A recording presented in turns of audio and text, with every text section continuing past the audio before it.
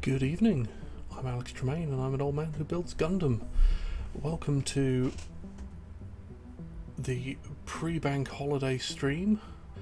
I'm in a good mood. I have 10 days leave. Well, no. Technically 2 bank holidays and 4 days leave, but 10 straight days of not being in work, which is the very best, I can tell you. Which is why I'm a little bit late, because we celebrated a little with some takeout, and that took a while to arrive, and then it took a while to eat, and then it took a while to clear everything up such that we can continue with the Master Grade Full Armour Unicorn build, which is what we're going on with today. But what I did promise on Tuesday was, after showing the robot form of the Zeta Gundam, that I would transform it into the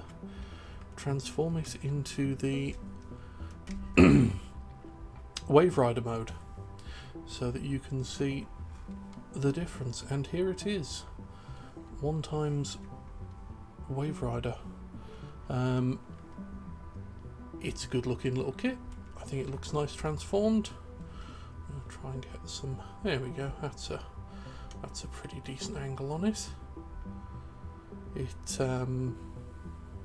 Yeah, it comes out really well.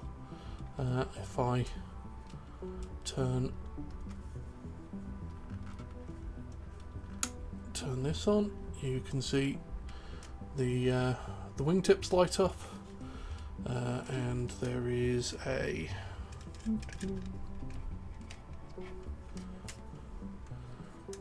also a light in the tail here, and I don't know how well this is going to show off on camera, but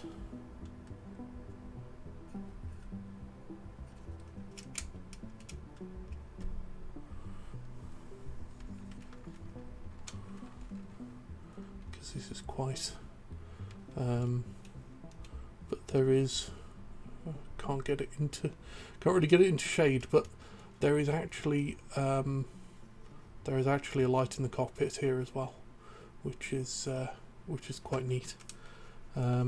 So that's the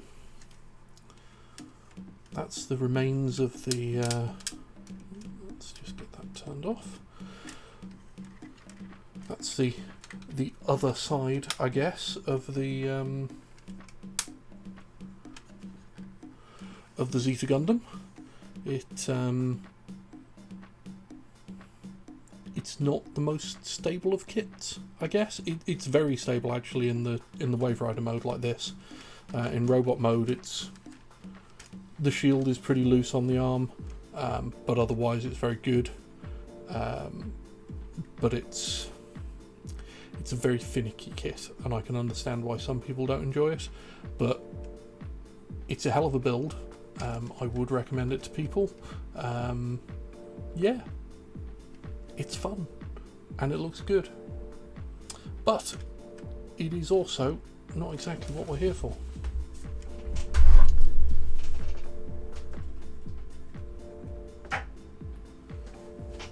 So it's going to live over there for the moment.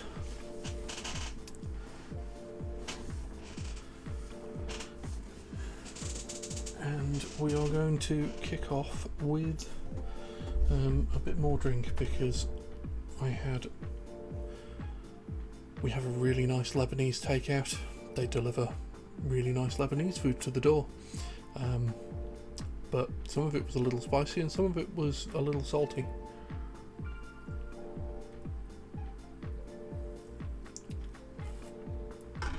And it has left me with a touch of the thirst.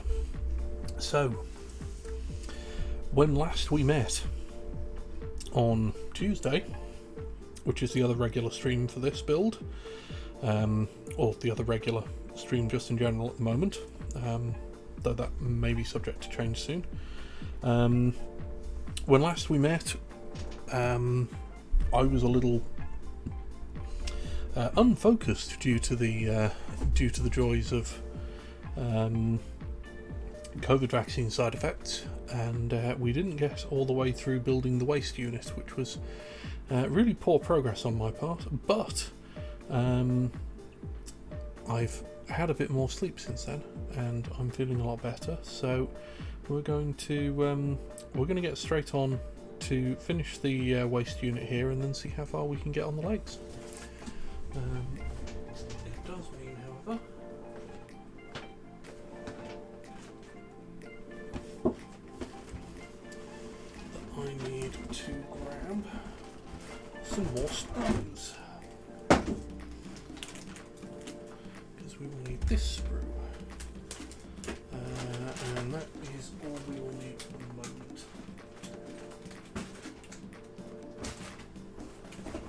We are going to need some other sprues later for the legs, but this is all we're going to need for the waste unit right now. So, I hope everybody's had a lovely week. I hope that everybody is looking forward to the bank holidays, that you have pleasant things planned for the long weekend. I myself will be heading into the garage to do a little bit of work while it's still warm this weekend, and then once the temperature drops at the beginning of next week, my plan is to play some computer games, build some robots, and probably stream some of both. The regular streams will be on as normal for this build, but I may stream builds of other things, not complete builds, but whatever I get up to during the week, and I'm intending to do maybe some video game streaming this week as well. Still not settled on exactly what that's going to be, but we shall see how the week goes. What I'm very much looking forward to doing, however, is not getting up at fuck awful o'clock tomorrow morning, because I'm not a fan of fuck awful o'clock in the morning. It's not as bad as when I had to actually go into the office. Working from home is a definite improvement on that side of things.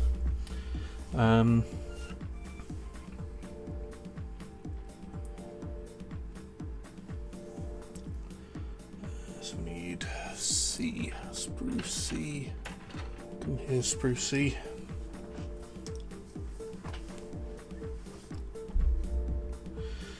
So yeah, it's not as bad as when I had to go into the office and I was getting up at, I don't know, 6 o'clock. But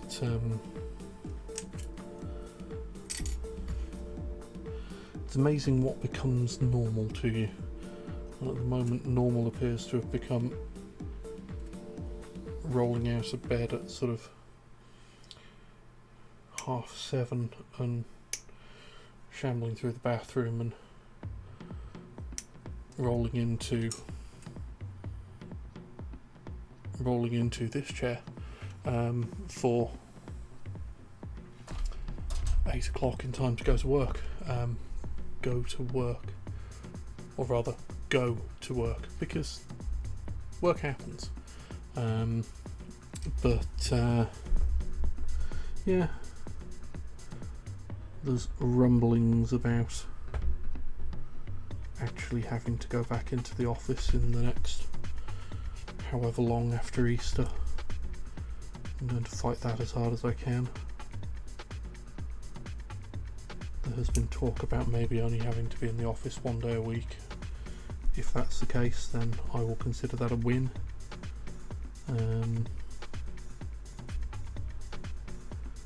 I certainly do not miss getting up early. I certainly do not miss commuting. I love driving, but commuting can get into the sea.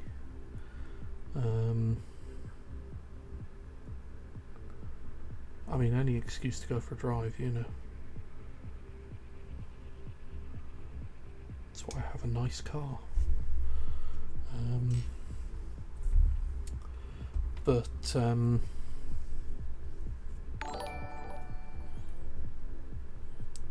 Huggers Plastic, thank you for the follow. Welcome to the stream.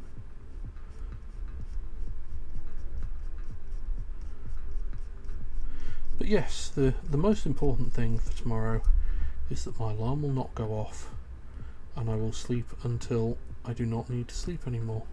Or rather, I will sleep until I do not want to sleep anymore, which is even better, really, when it comes down to it.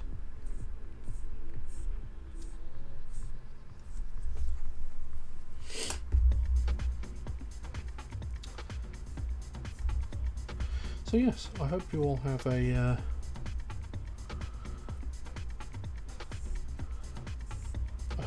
nice bank holiday weekend planned for yourselves. As I say, I'm going to be in the garage, and then I'm going to be building some robots and streaming some games and robots. We'll see exactly what order that's going to be in. I won't be doing any extra streams on this build. I may stream some different builds. I have some number of backlog kits to play with at the moment. Also, I had a rather frustrating moment today, this morning, when I mentioned last stream on Tuesday that I'd had a moment of poor impulse control when I picked up the perfect grade Banshee Norn because the perfect grade unicorn that I'd hoped to be buying this month from the States was turned out to have frankly obnoxious shipping.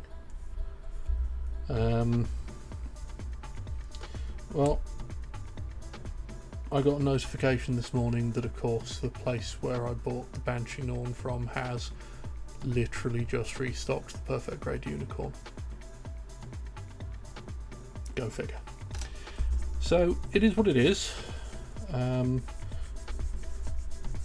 now the situation is that I have to try and have even better impulse control than I did earlier in the month, because I really cannot afford a second perfect grade. I'd saved up for this one. So I certainly can't afford to buy a second perfect grade in the month. So now I have to hope that that they don't run out of them. They've got a few in stock, so I've got to hope that they don't run out of them before I can afford to get one. But it does mean I've got a decision to make about whether I use the lighting unit on the Banshee Norn, or if I save it for the regular unicorn, or if I just accept the inevitable that I'm going to buy another lighting unit anyway and say screw it. So we'll see how that goes. Right, that's all good. Yeah, I'd certainly been better timing. I mean, I'm glad they've got them in because I really want one, but hopefully they won't sell all of them in the meantime.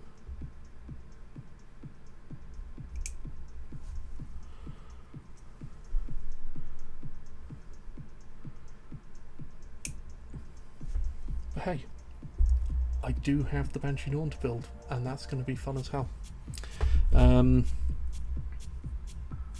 I may, well, certainly one of my options for doing a bit of streaming this week is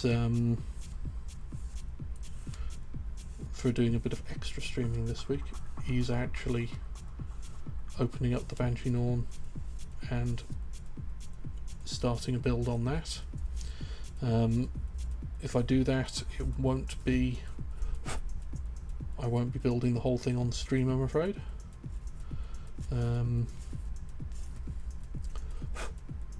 But I will certainly build a substantial chunk of it on stream during the week if I go down that route. I do want to do a bit of game streaming this week. The advantage of not having to be on the clock until the 12th is that I can stream during the day. I can stream into the night. I'm not going to stream every day because sometimes I just need a break, but I'm certainly planning on doing a few extra forays into the joys of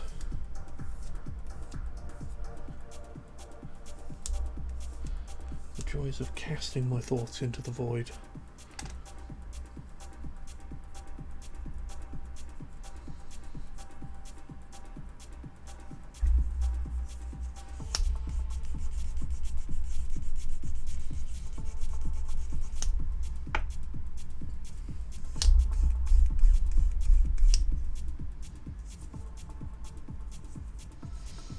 Yeah, it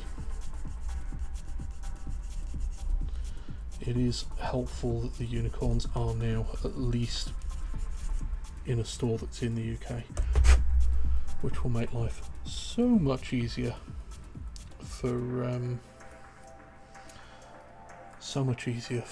getting hold of them once I can afford them. Right, A12 and M1. M1 is the tiny little rocket boosters. That is here. Snip. Snip. Snip.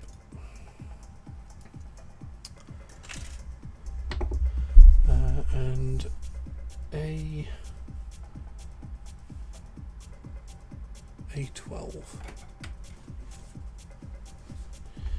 is here.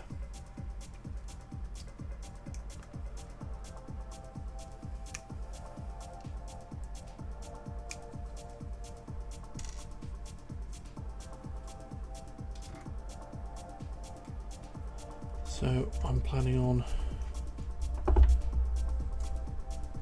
finishing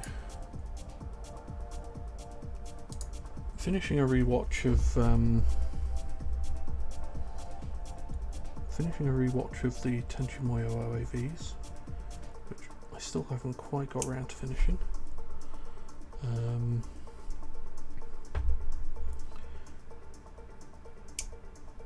I also plan to catch up on all the wrestling backlog I've got over the week as well, which, despite having 10 days to do it, may turn out to be an ambitious task, because I think I've got about a month's worth of Stardom that I need to catch up on, and that's not an insignificant quantity.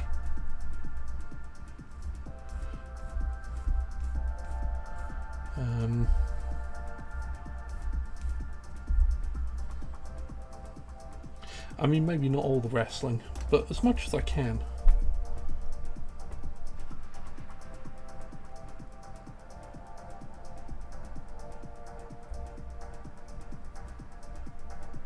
I want to, I need to sit down and watch the, at the very least I want to watch the,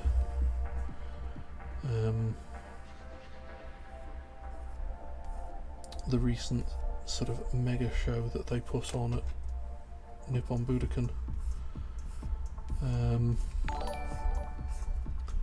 Tiberius Tibbs, thanks for the follow.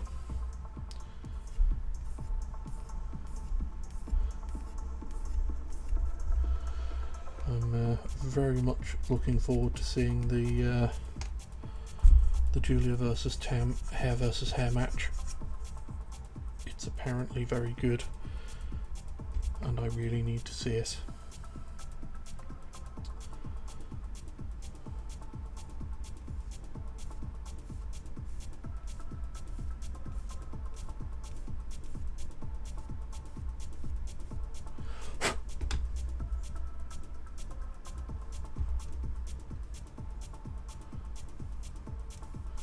Tiberius, I hope you're having a good evening. Thank you for joining us.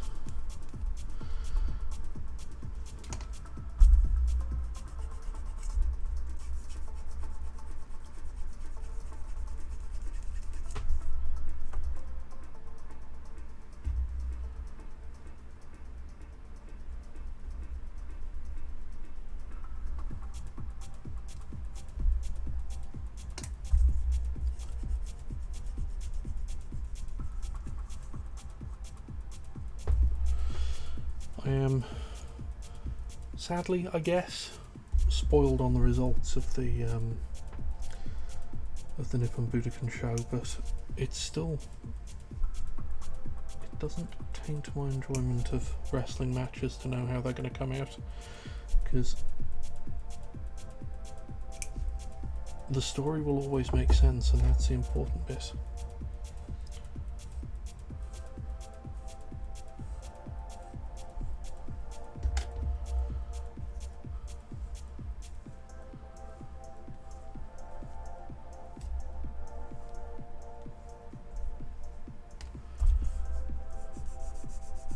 And wrestling is all about the story.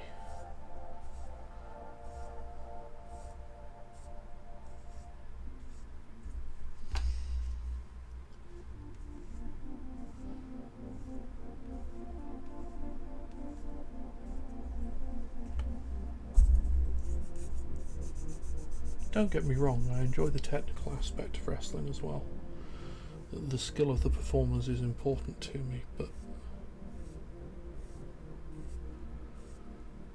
the story that they're attempting to tell is the most important thing.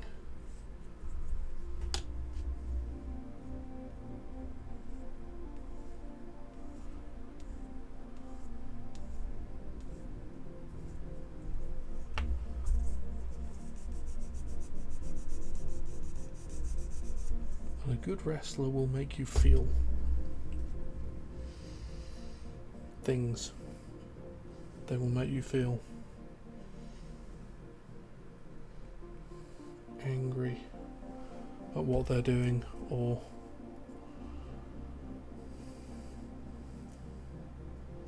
fear for the outcome despite you knowing what's going to happen anyway, and despite knowing that it's not, that it's all predetermined and nobody's really getting hurt, at least not deliberately, you know.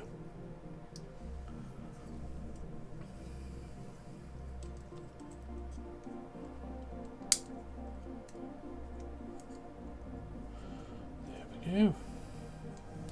Now, the instructions here don't say to finish off the waist. They want you to build the legs before finishing the waist, which the completionist part of me does not get on with that. So we're just going to finish the waist unit anyway. So we need A5 and C5, and then H6 and C6.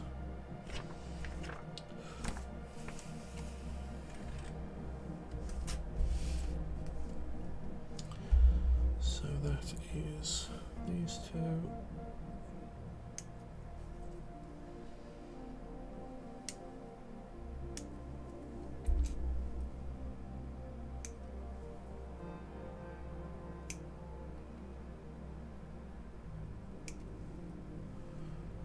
I tell you what, there's nothing quite like being at a live wrestling show. Weep for Sprue H, for it is dead. If you ever get a chance to go to a live wrestling show, it doesn't even need to be a big company, just a... It has now been over a year since the last live show I went to. I was fortunate enough to go to, my wife and I went to Wrestle Queendom 3 in London for Pro Wrestling Eve, which is a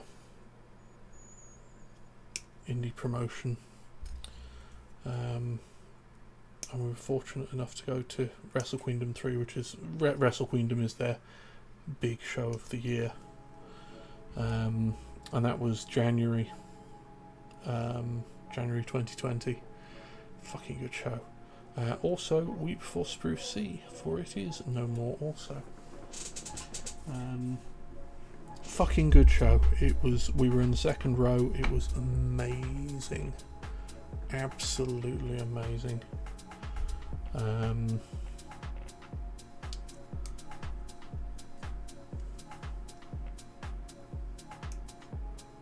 Just incredible atmosphere, fantastic talent, just all round fantastic night. That was the last sort of live anything we did before lockdown. It was a good thing to go out on, I guess. You know, it was a fucking good evening.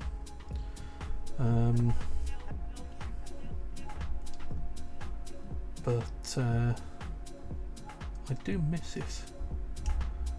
There's we used to regularly go to Fight Club Pro in Wolverhampton. Used to run once a month.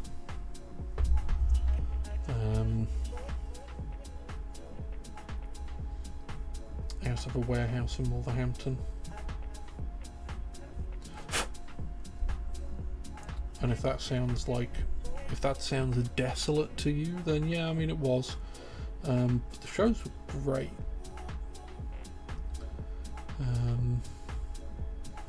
Saw all sorts of people there.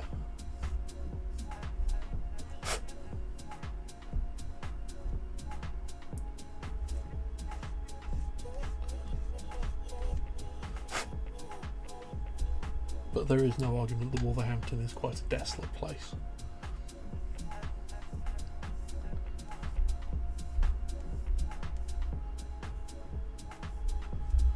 But yeah, nipping off there on a Friday after work.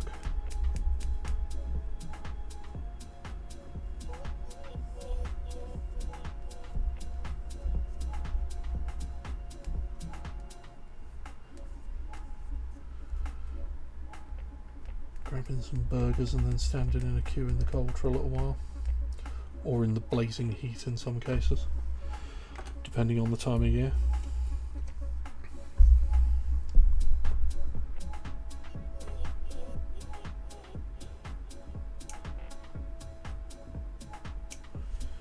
But the combination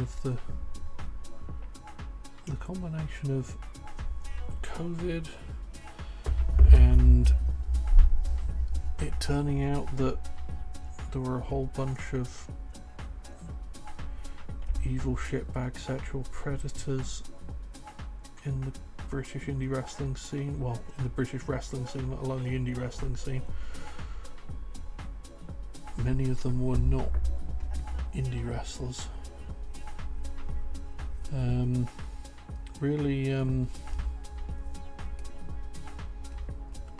Really struck a blow to the independent scene in the UK.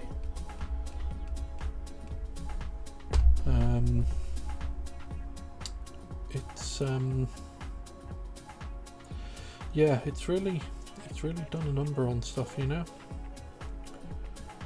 which is a shame. Right, so which way round? Let's just double check the instructions. So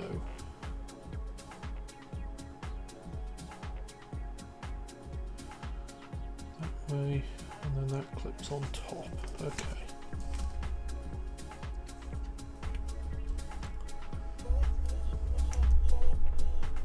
I don't know.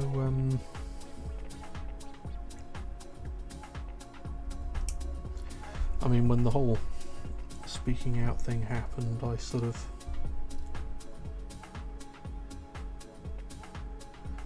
there was this sort of double blow of Hana Kimura's death and speaking out happening almost simultaneously. And I just ended up not wanting to watch any. I certainly didn't want to watch any British wrestling. And for a while, I just didn't want to watch anything except there was almost no promotions that weren't sort of touched by it, you know? I mean, not that I was watching WWE anymore, but they had several people affected by it.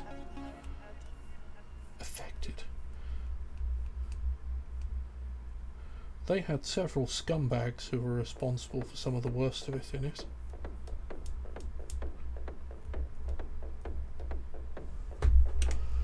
There were some people who were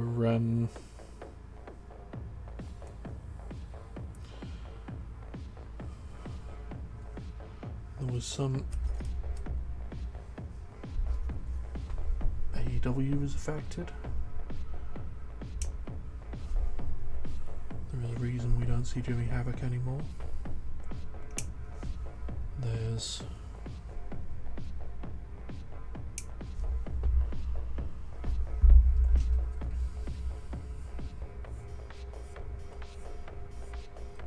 even New Japan was affected. So for a while there wasn't really a company I felt was worth giving my time to of the, except for women's promotions. And unfortunately Pro Wrestling Eve, which is my go-to women's promotion in the UK, and they are very good and have an excellent back catalogue. I strongly suggest having a look at their YouTube channel. If you enjoy wrestling, have a look at Pro Wrestling Eve's YouTube channel, because they've got some good matches up on their YouTube channel. They've got an on-demand service, I would say. I mean, there's a lot of great stuff in the in the archives on their on-demand service, but obviously nobody's doing new shows at the moment, so there's nothing coming out. There's nothing new on there.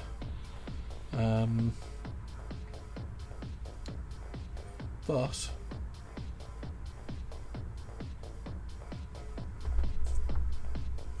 there is a lot of good stuff in that backlog. So, as I say, have a look at their YouTube channel, watch a few matches. There's some good stuff there worth seeing. Here we go. Here's one of the waste pieces. I'll just throw that on the table, which extends like so.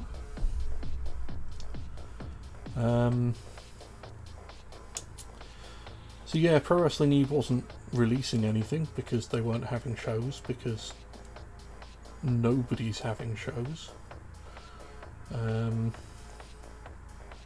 Is that?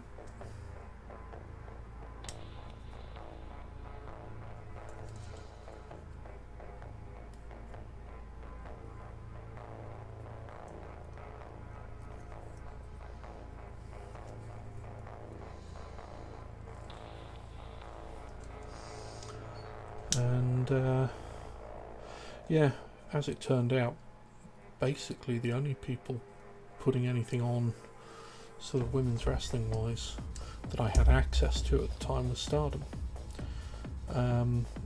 Stardom are fucking great, you know. I mean, I already had a Stardom subscription.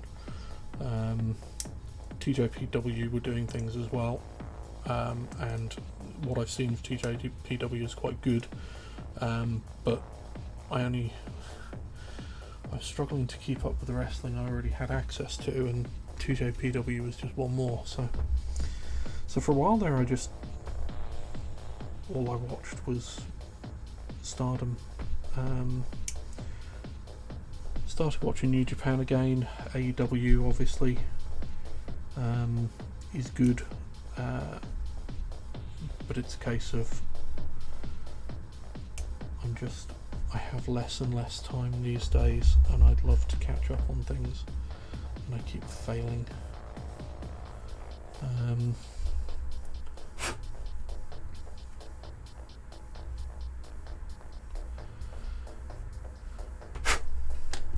But yeah,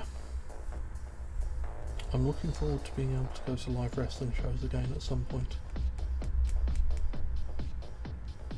I really am.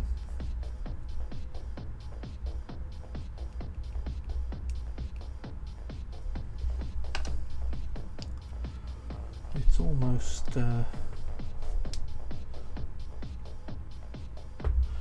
been very weird to watch the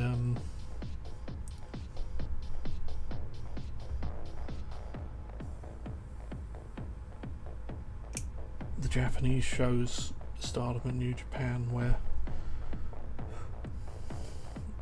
I mean they were already, quieter than Western shows just due to the difference in culture, but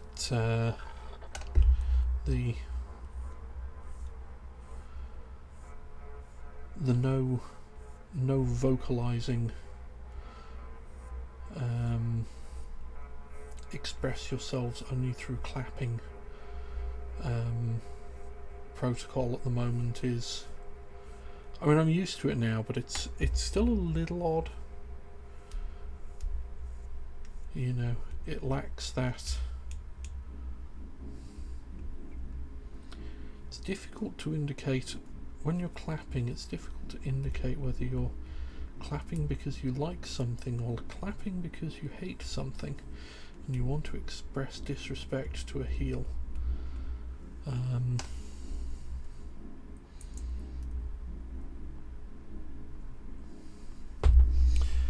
I mean, I understand why they've done it and it makes total sense, but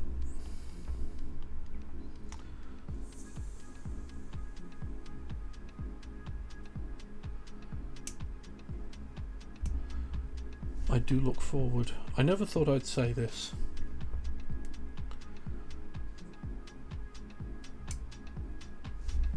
but I would even tolerate a CM Punk chant right now at a wrestling show.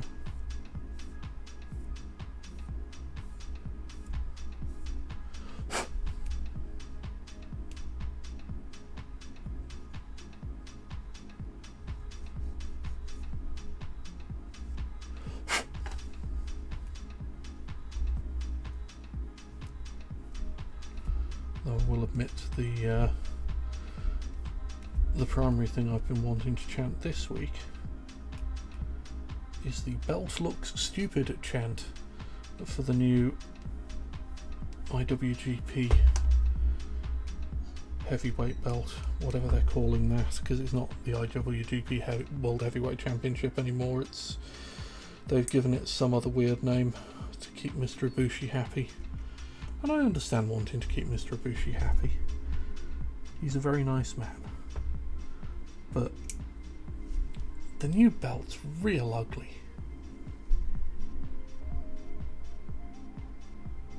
Certainly in comparison with the IWGP World Heavyweight Championship belt, which was one of the best looking belts in wrestling.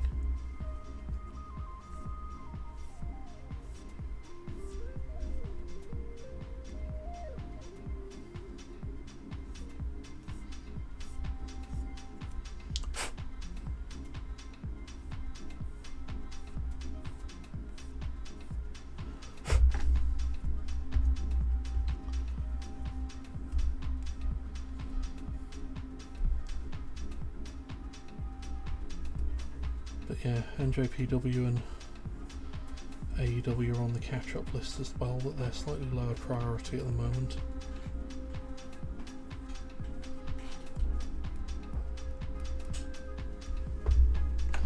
Though I do need to catch up on the escapades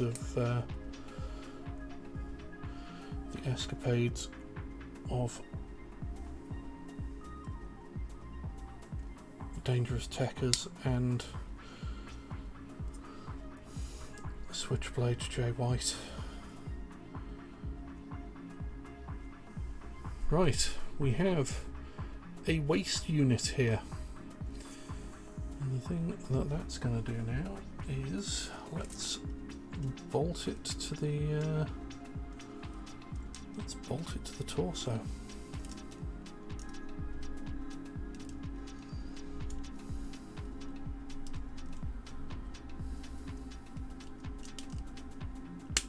There it is.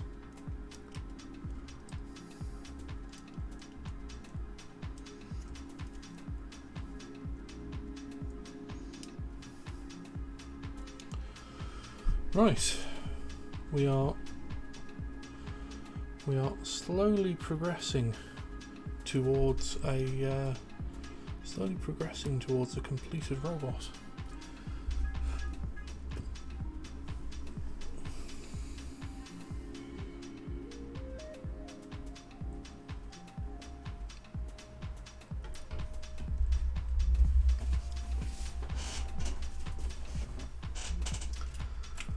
But we are moving onto the legs, which I think means we need some new sprues that we haven't cracked into yet. So what do we got on the list here? P and L and F. I think they're all... Let's have a look, what do we got here?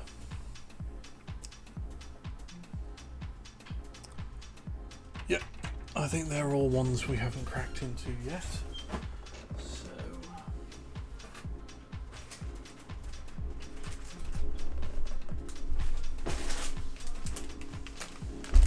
P and L and F. Well, some of those, although none of the ones I've just mentioned, some of those are definitely leg parts. That's sprue L. That's sprue P.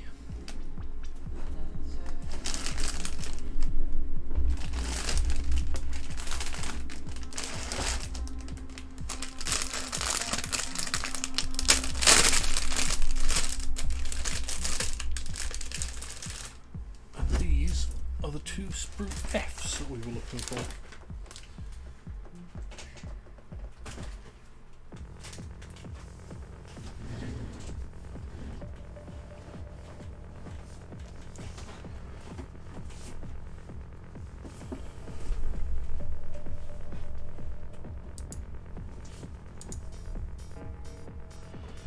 Right, so let's have sprue F there, sprue P here. We don't need sprue G yet, so it can go temporarily up there. Right, so let's get started. We need L9. Well, let's start with this bit first. 2 off L10, which is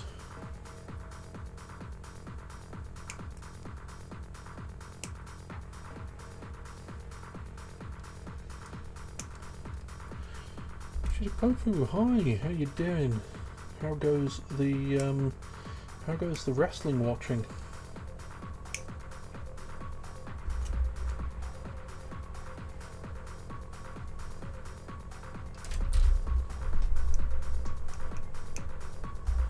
P6.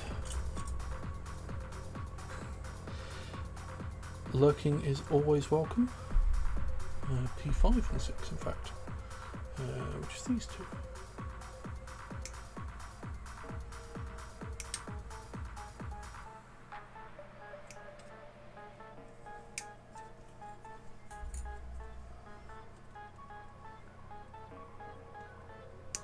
if any of you here are unfamiliar with Shitoku, which I'm going to hazard a guess that most of you are familiar with him, but in case you're not, twitch.tv/Shitoku, he also streams Gunpla builds. He's been building a, I want to say high grade Evangelion?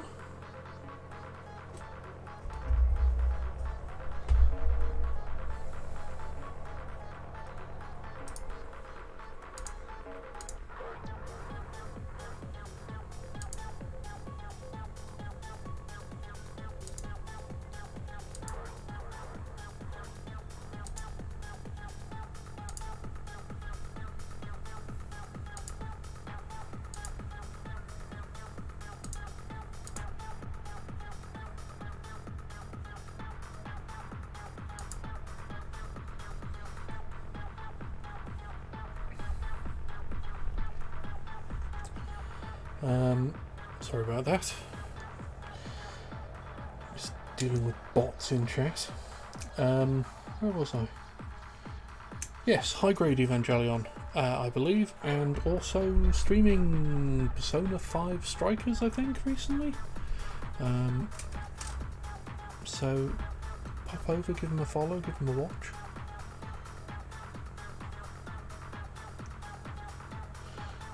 Right.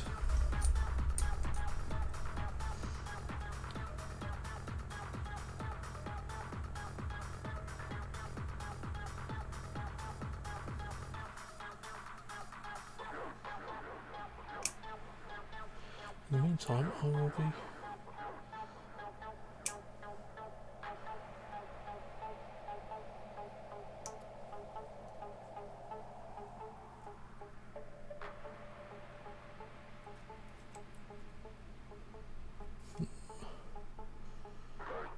let's see if we can get this at the right angle.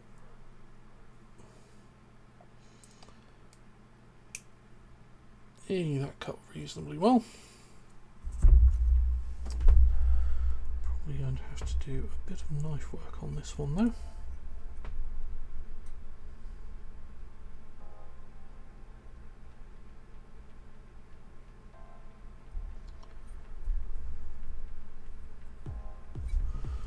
You know what?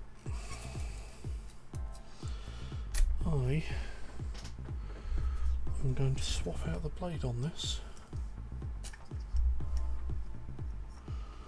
for one that is not completely blunt, because we have just received a shipment of blades, which means I don't have to be quite so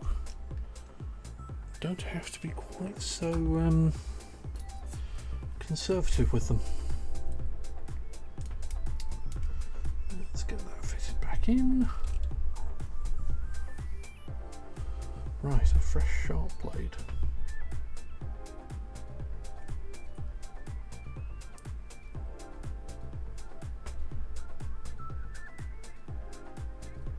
Oh, look at that. Turns out when the blade isn't blunt, the knife cuts better. Imagine that.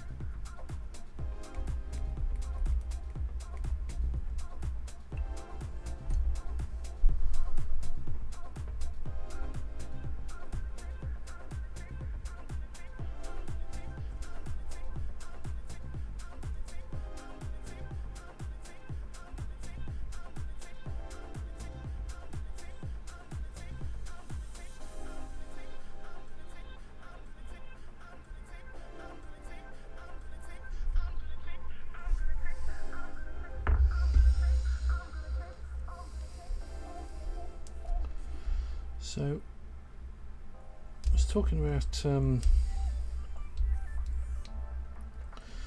remember if it was last stream or the stream before, but talking about the various such and such mechanic simulator games that I've played and are available. Car Mechanic Simulator and Rover Mechanic Simulator and the like. And in the intervening period, my lovely wife came across and very kindly bought me Mech Mechanic Simulator, which, you know, is effectively catnip for me, you know. The joys of the car mechanic side of things, along with the giant robot side of things, is I mean, it's highly targeted. I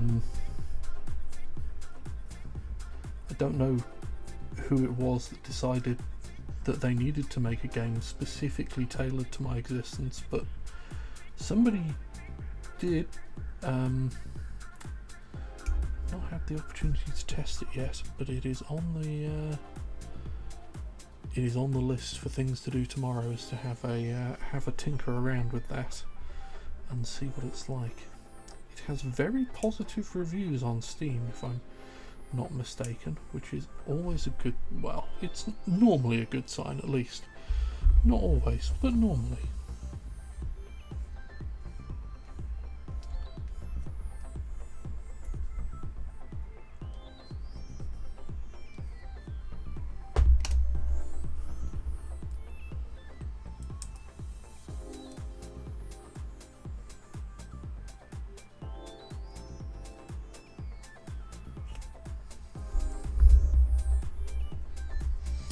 So I'm very excited to see how that turns out. Looking forward to giving that a play tomorrow. I also noticed that there is my Steam wish list. I got about 5 emails today saying various things were on sale, which suggests to me that Steam is having another one of its Steam Crack sales for Easter, which I guess makes sense. But that's dangerous as well.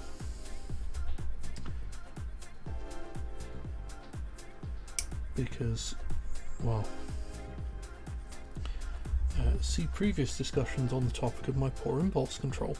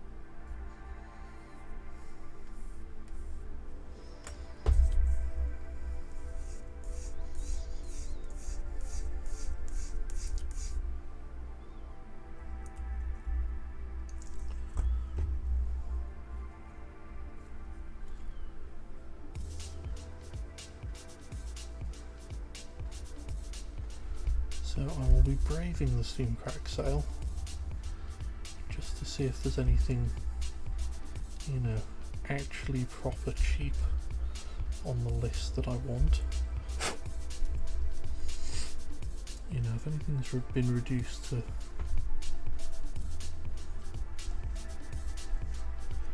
I mean, for the Steam Crack sales, I've got to the point with these sales where it's sort of this, there's this two-pronged attack I use on it.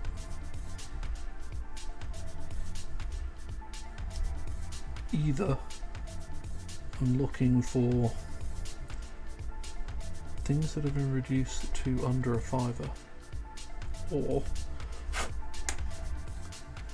things that have a big reduction on them. So 75% reduction, 60, you know, 2/3 off, 3/4 off, probably worth seriously considering, even if it's an expensive game. You know, even if it's a AAA title at sort of 75% off, you've got to question how often that's going to happen. But I don't just go leaping at at little sales the way I used to.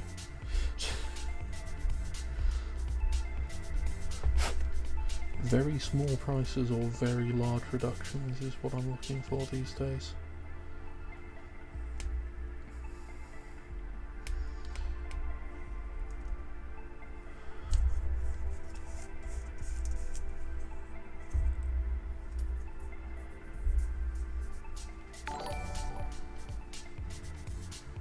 It's the Beat. Welcome to the channel. Thank you for the follow. I really appreciate it. I hope you're having a fantastic Thursday evening.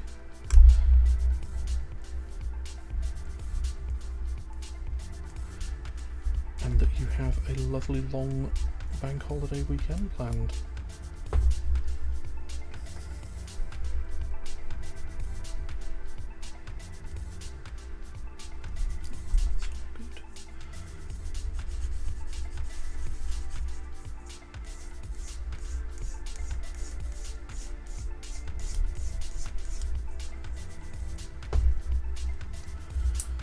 Yeah. Right. Toes.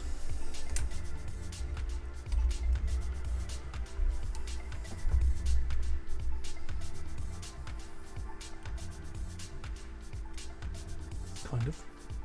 I mean, there's no actual toes, but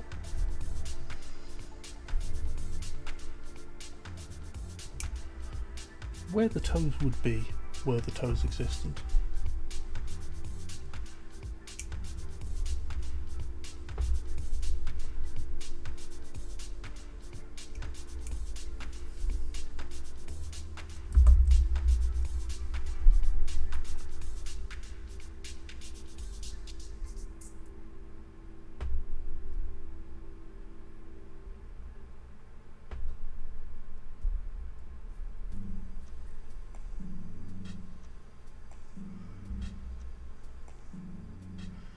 Yeah, I definitely need to remember to replace the blade on this more often.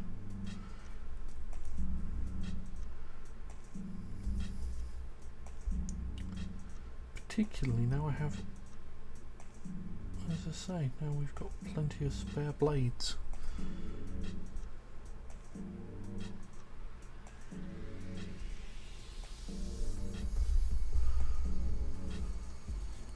We decided just to buy craft knife blades in bulk this time round because I use them and my wife uses them. She's been building she builds the super deformed models,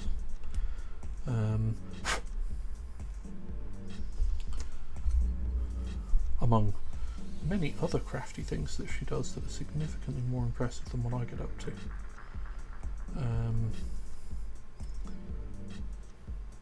But it does mean that between us we go through craft knife blades fairly promptly. I think it would be fair to say.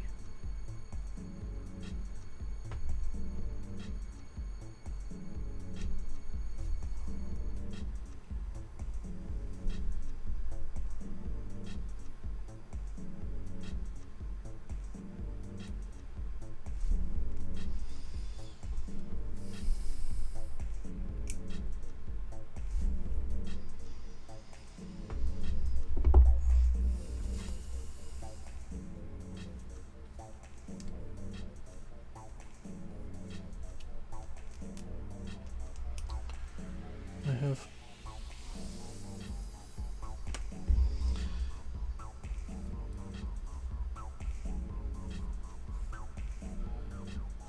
going back to one of the plans I have for the weekend. weekend and week. I mentioned earlier I was intending to finish the rewatch of the Tenchi Muyo OAVs, and something I've realised, I've always been a staunch supporter of subtitled anime and foreign films just in general, on the grounds that while things are better than they were dub wise, you often get better translations from subs. I've come to this horrible realisation that I don't just sit and watch things very often anymore. Wrestling's the exception, because it's a thing that needs paying attention to. But you know, I don't tend to put anime on in the background when I'm doing this, because if I'm putting anime on in the background I can't watch the subtitles. And I'm getting this horrible sort of realisation that maybe I'm actually, if I want to watch some of this stuff while I'm doing other things, then maybe I'm actually going to have to watch some dubs. And that's a chilling realisation, and I'm not sure how I feel about it.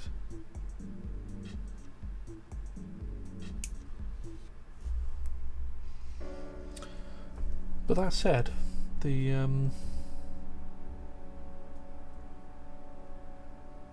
that was one of the weird things about watching, about rewatching Tenchi Muyo, is the last time I watched Tenchi Muyo was on the Pioneer VHS tapes. I think it was Pioneer who had the distribution rights. May have been AD Vision. Can't remember now. Might be AD Vision. Either way, it was on VHS and it was a dub because sub was not available for Tenchi Muyo at the time. So watching it as watching it subtitled has been interesting.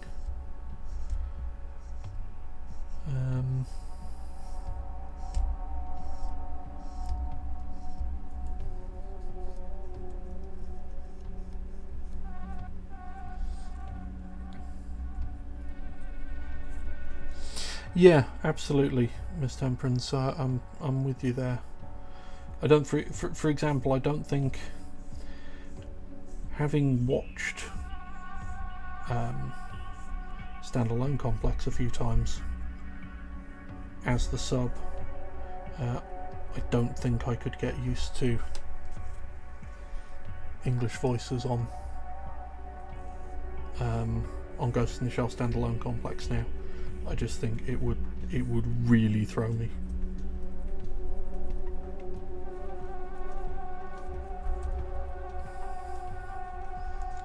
And as I say, it threw me a little on. It threw me a little on Tenchi Muyo, going from the dub to the sub, because the voices just weren't tonally what I expected.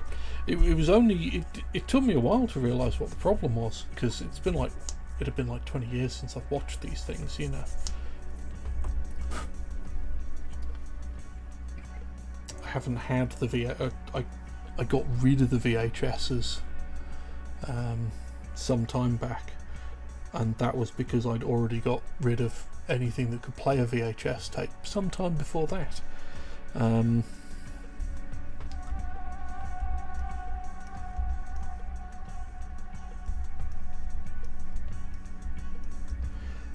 Yeah, I absolutely, Miss Temperance.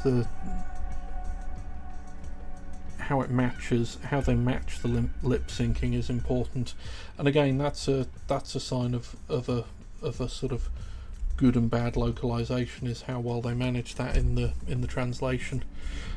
But of course, with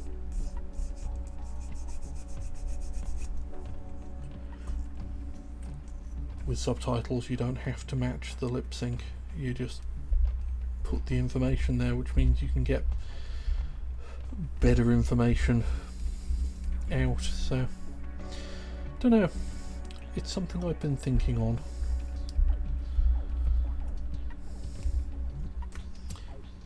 But maybe actually what I need to do is actually just have more occasions where I'm concentrating on a single thing and not multiple things. Don't know.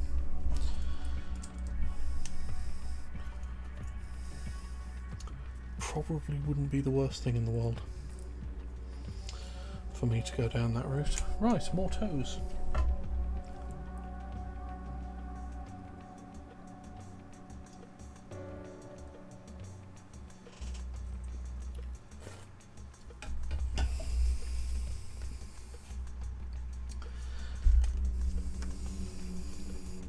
What's the next part of the process? L9.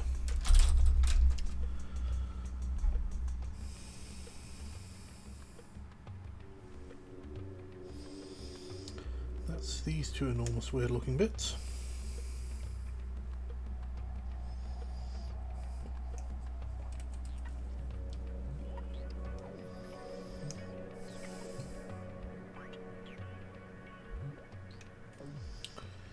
I also got my copy of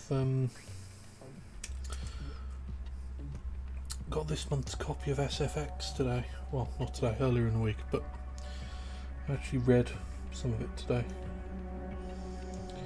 and I'm not sure how I feel about Godzilla vs. Kong.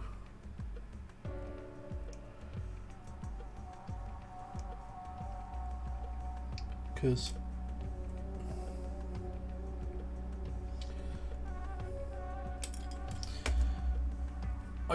maybe I'm biased, but it feels like that shouldn't even really be a fight to me.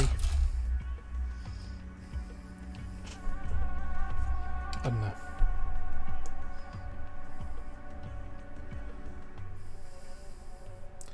I feel like maybe Giant Monkey versus Radiation Breath is probably unfair.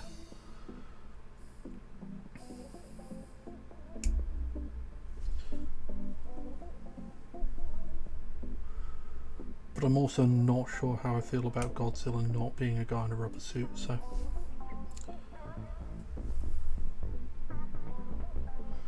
it's possible that I just have deeper problems with the films than that.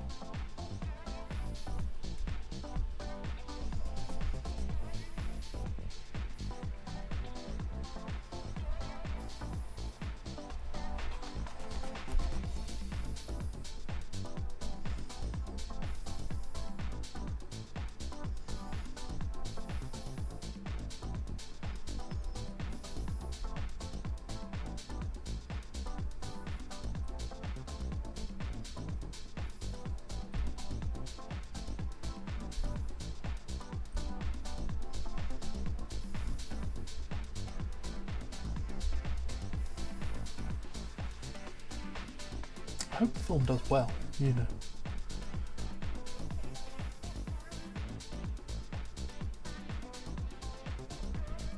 We need more genre films out there, but equally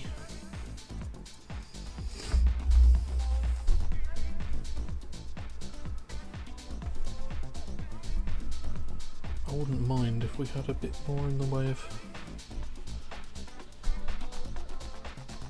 maybe if we had less in the way of reboots and reimaginings and more in the way of New intellectual properties to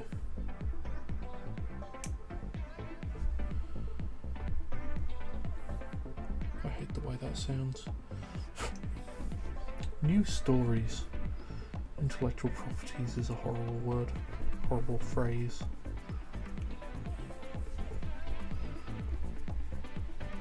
Give me new characters and new things to... new stuff to care about.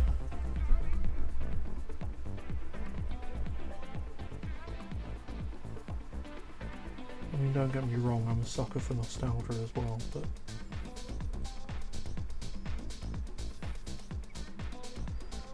I'm a sucker for nostalgia as much as anybody, and more than many I suspect, but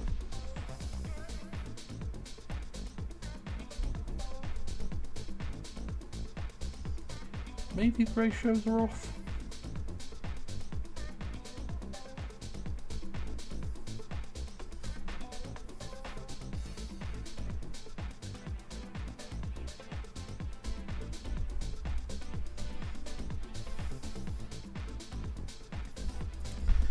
Maybe we could stand to have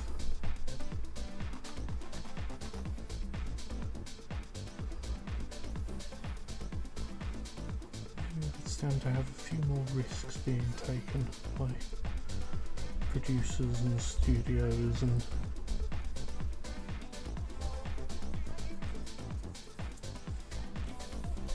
oh yeah, I mean it's absolutely more risky. There's no doubt about that. Right, L13.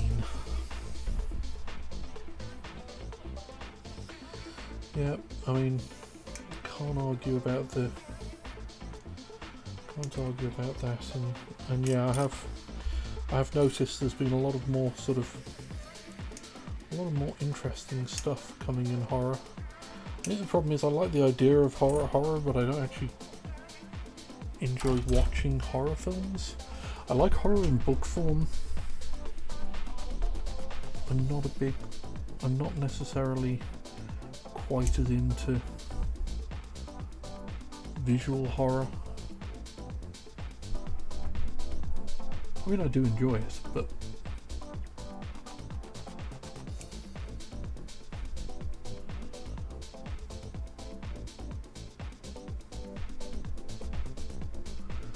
yeah, I guess trying new things is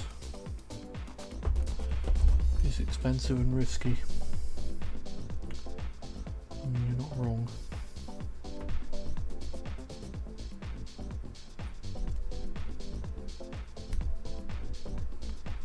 But, and I say this as somebody who has enjoyed, by and large, the entirety of the MCU. You know, maybe we could have had a couple fewer MCU movies, and you know, even just one fewer MCU movie could have paid for about 5 or 6 cheaper projects or more.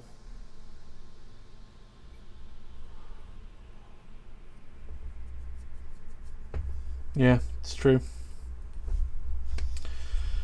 They certainly are. But hey, at least something's getting to try the weird and wacky. You know.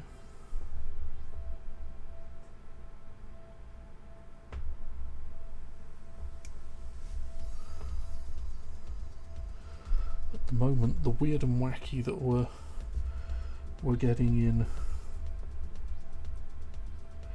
I was about to say in sort of sci-fi and genre, but realistically, superhero movies are kind of just the mainstream these days.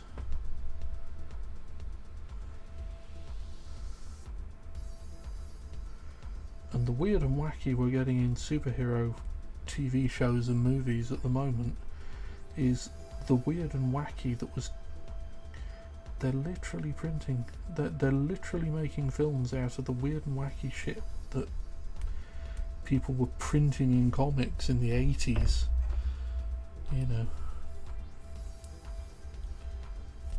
I mean, I've mentioned before, I'm a big fan of the Grant Morrison Doom Patrol, but that's essentially exactly what the Doom Patrol TV series has been, is the Grant Morrison Doom Patrol, and that was the 80s.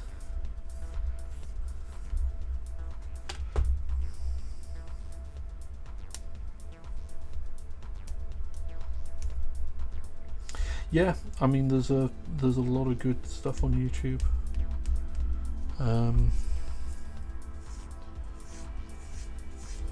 Again,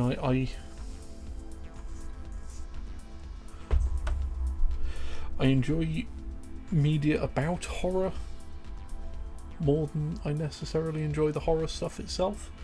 So I've enjoyed a lot of sort of deep dives into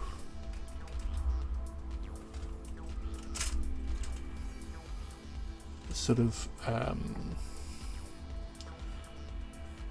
film criticism is the wrong word, film analysis of horror movies.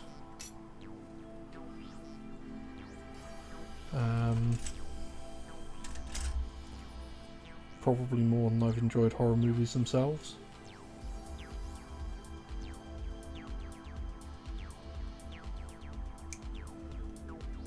But I do enjoy the analysis of horror movies. There's some interesting stuff out there. There really is some interesting stuff out there. I particularly enjoy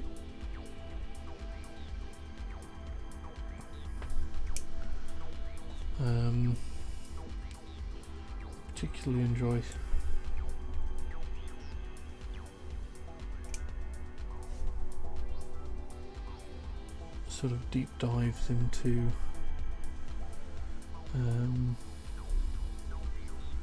alternate reality game series, ARGs and unfiction and the like. There's a YouTube channel called Night Mind that's really good. Come across a lot of interesting stuff on there.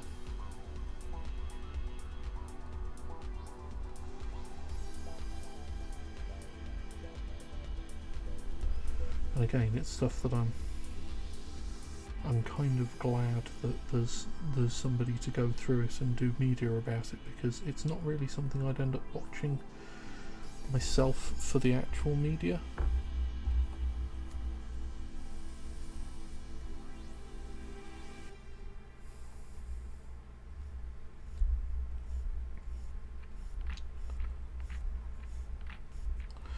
Though there is a horror film I do need to watch at some point soon. Well, at some point soon. For whatever value of soon it is, it's not. There is no actual urgency to it. But I do really want to see the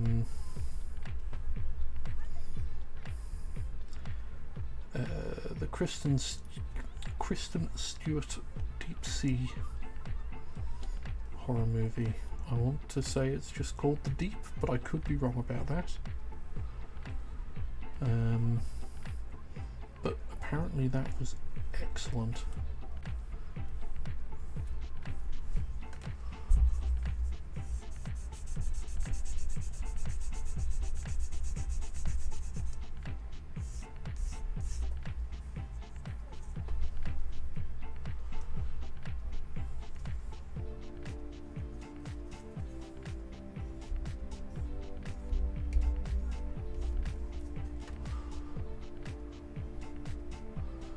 Underwater, yes, that's the one.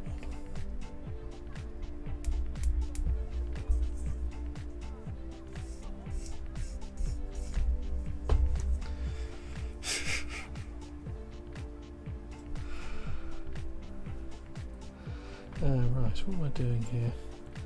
So this goes in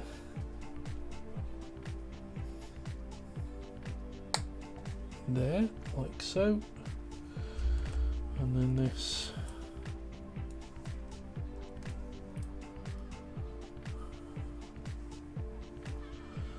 goes on there.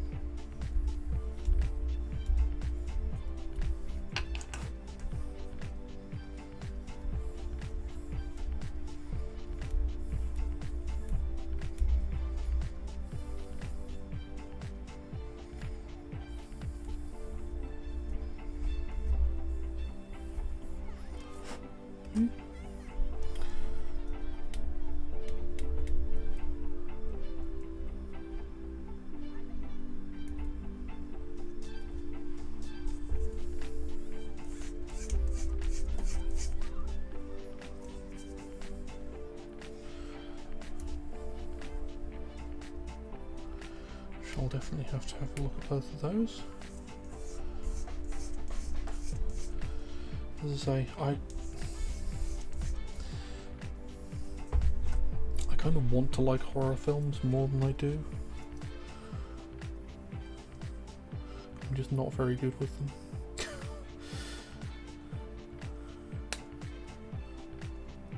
I used to be better, you know. But I more like the idea of them than the actual execution, than the actual experience of them these days. Right, so that's two little parts put together. So then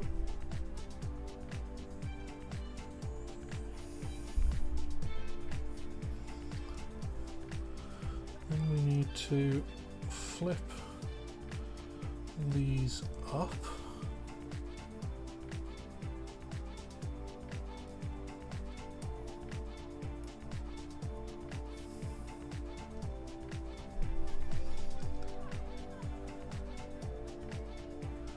So 1, 2, flip that up is 3.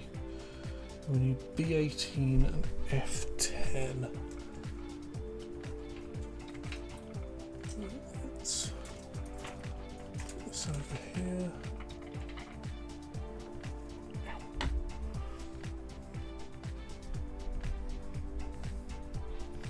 Oh, I will have a look in which case. B18.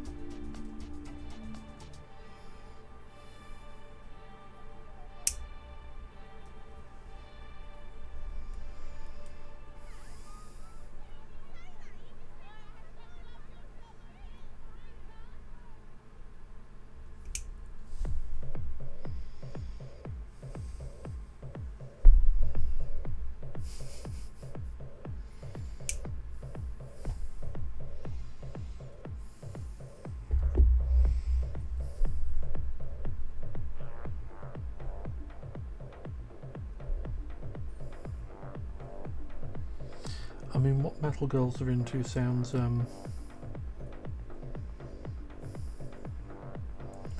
promising, I guess. But you know.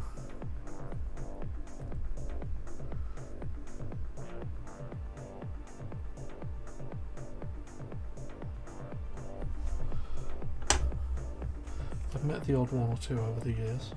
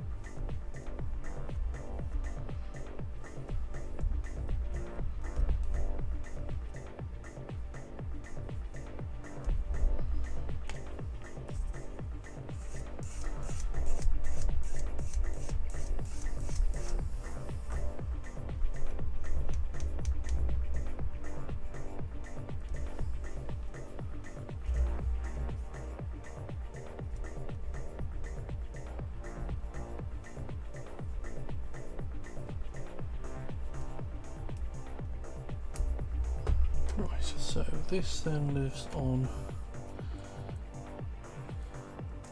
Have I got this the right way up? No. This way round lives on there.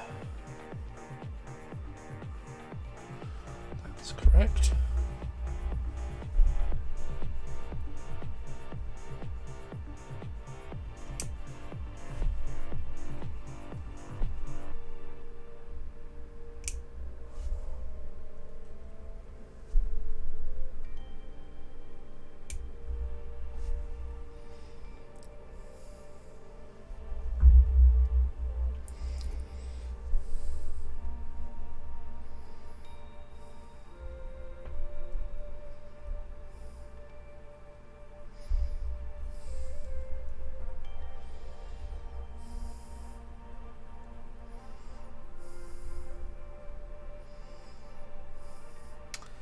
Landon dies.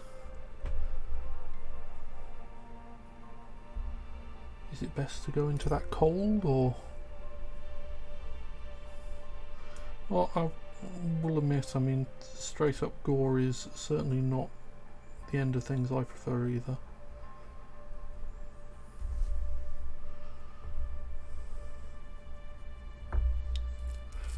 Understood.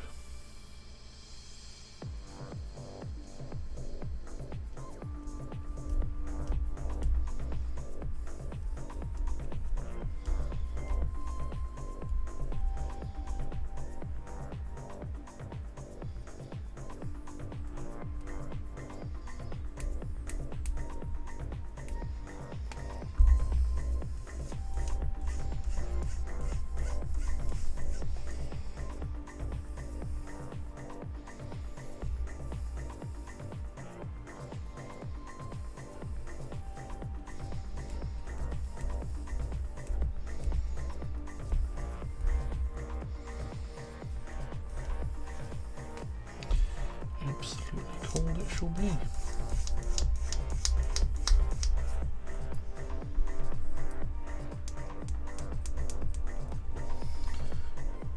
Which way around was this? This way around. So that then lives on there, like so. We need F10. Let's see, F10 is here.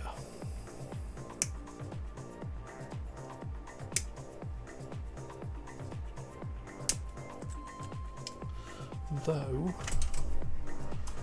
I'm just going to, let's do this one as well.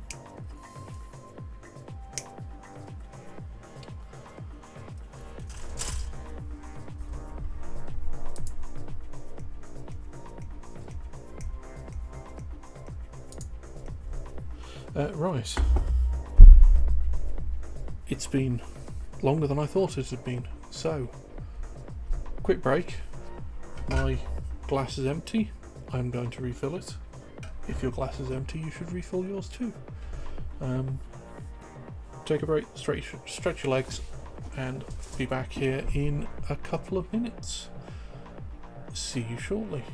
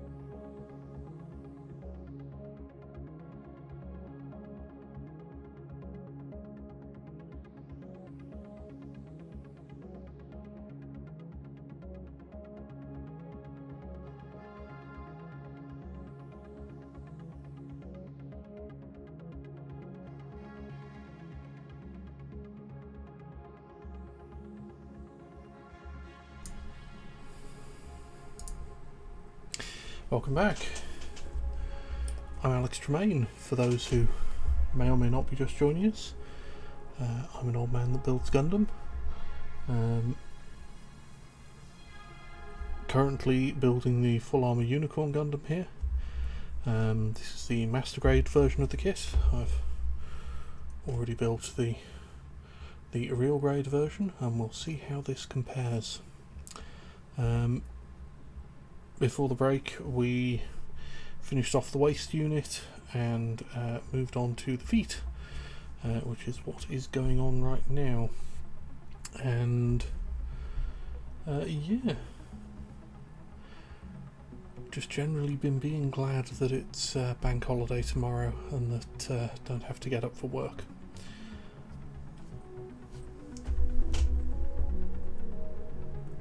And discussing we've been discussing horror films or horror shorts and the like that are apparently available on YouTube at the moment.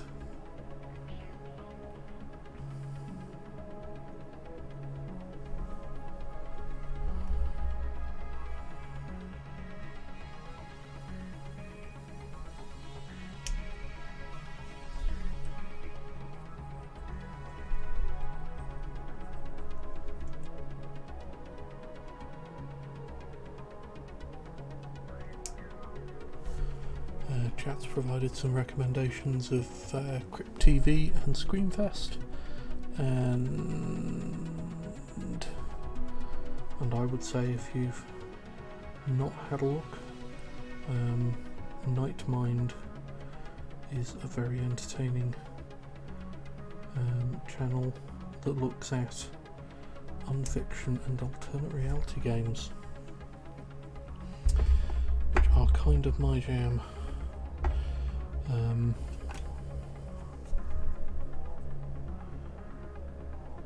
Though mostly I enjoy following along with them rather than... I have neither the time nor the knowledge base to actually do any of the interesting decoding parts of ARGs, but I do enjoy seeing what the solutions turned out to be and marvelling at the brains that got there.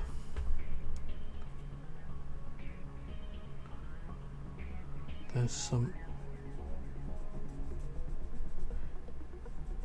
impressive code making and breaking that goes into some ARGs.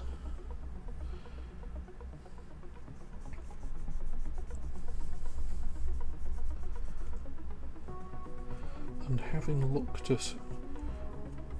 done a little bit of many moons ago, a little bit of looking at sort of cryptography and what's involved in it, I have the greatest respect for people who, for both the people who can design these codes such that they can actually be broken whilst still being really hard, and also for the people who break the codes, because they're really hard in a lot of cases.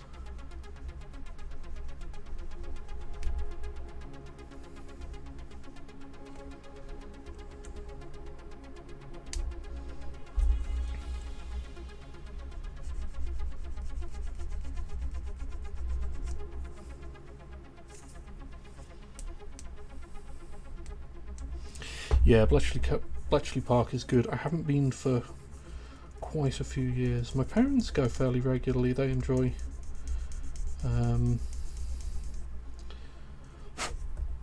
the what's what I'm looking for. Apparently they do sort of 1940s days there, with sort of people in costume and things. Not my parents, but they have staff in costume and the like, and I mean I'm more interested in the actual. I'm less interested in that aspect of it than the actual kit that's there and the processes around it, but they've really enjoyed it. And if that's I mean, obviously they're not doing that anymore, well, not at the moment anyway, but yeah, apparently it's very good. Yeah, the linguists, again, it's been a while since I've sort of looked, since I've had anything to do with, since I've looked at the history of Bletchley Park. But yes, I do recall that there was a lot of linguistics involved in the whole process.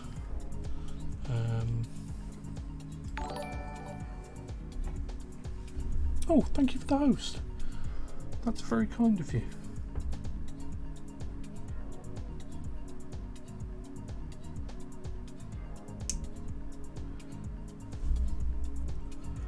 I mean, I there's something incredibly satisfying about the idea of mechanical computing devices.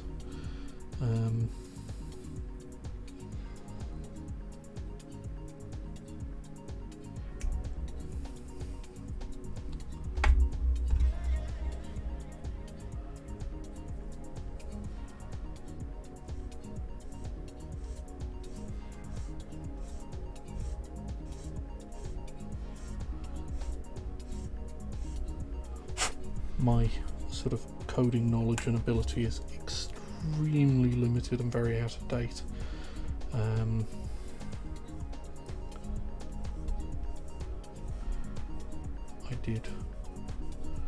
studied a little in the 90s,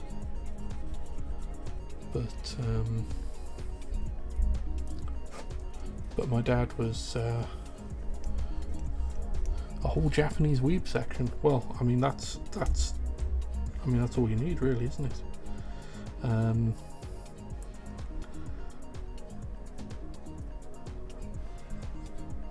That is definitely new since the last time I went.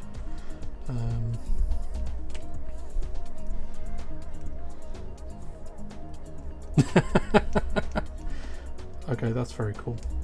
That I would like to see.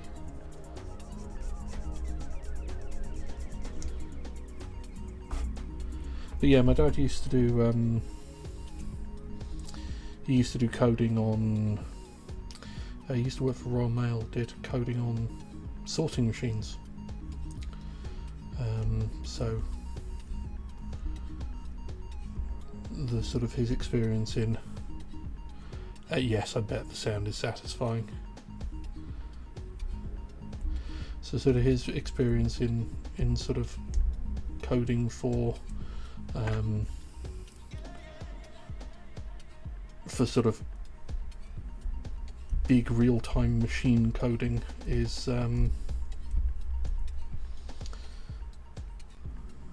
means that he's got a much better handle on. I mean, he's just much, coding was what he did for most of his life.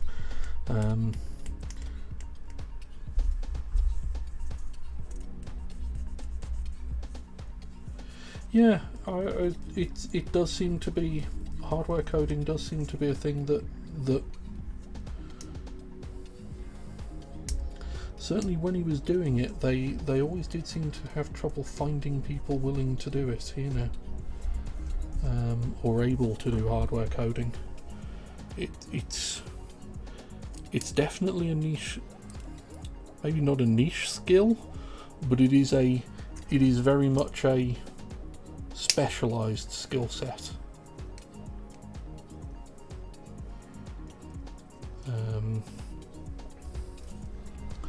But yeah, he used to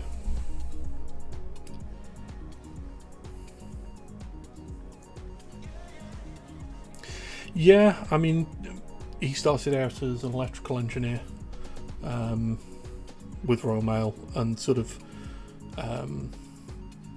he was an electrical engineer in the 70s, and he sort of transitioned into the hardware, well, into coding. He was into, he had a ZX81 and was playing with it for fun when he was my age, no, when he was way younger than me, actually. When he was my age, he was already working on sourcing machines.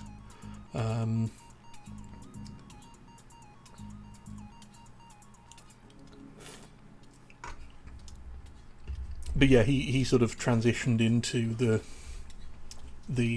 sort of from the electrical engineering side to the coding side of things, due to interest more than design, and sort of fed into it that way. But there were only a handful of people at Royal Mail who actually understood what the fuck was going on with those sourcing machines a lot of the time.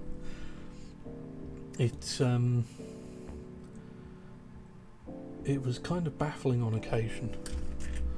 Right, so what am I looking for? L11 and L3. 11 and 3.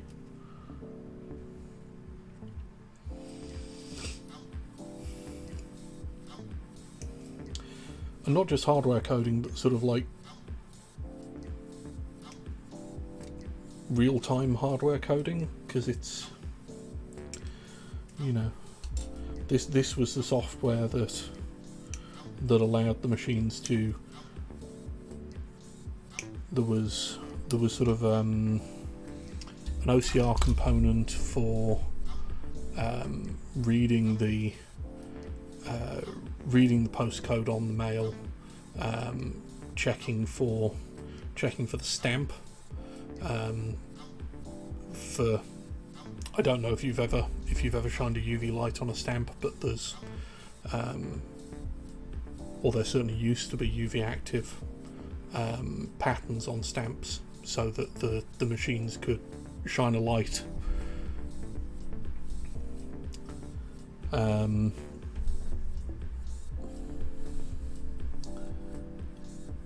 The machines could identify the stamps by fluorescence.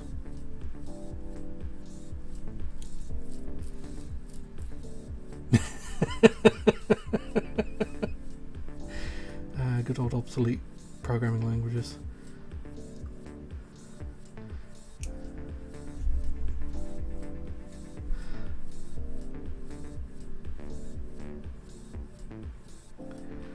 I spent a summer when I was 16.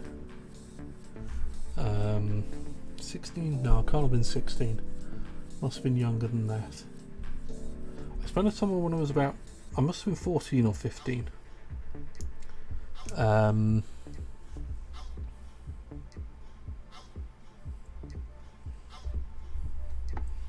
Oof, that sounds miserable.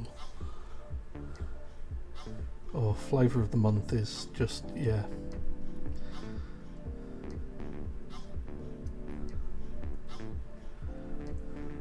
I know very little about coding these days, and even I know that that's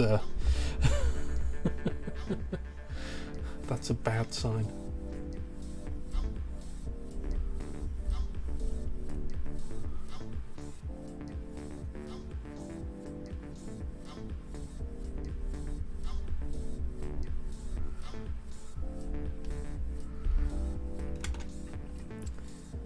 But yeah, I remember when I was about 15 or 16, I spent a summer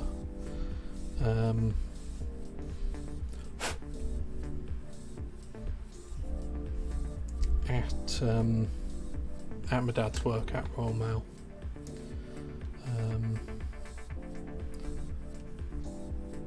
They wanted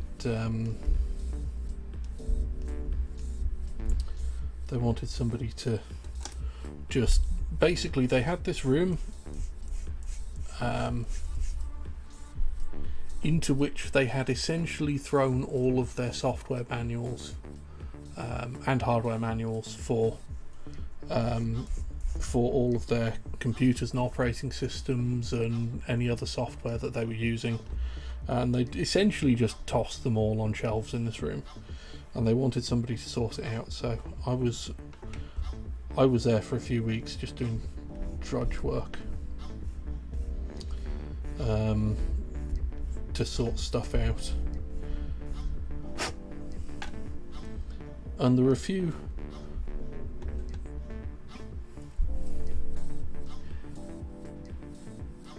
no documentation or standards or comments in the code as well. That's always good.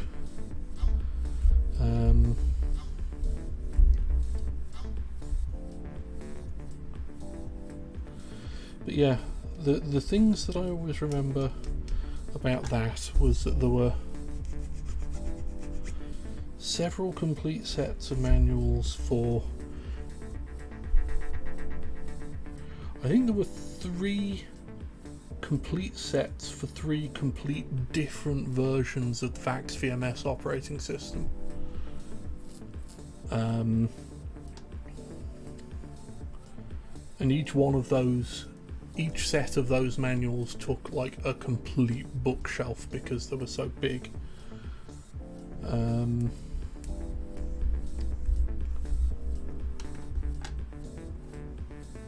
And the other thing that I always remember is occasionally having to go into the server room to deposit.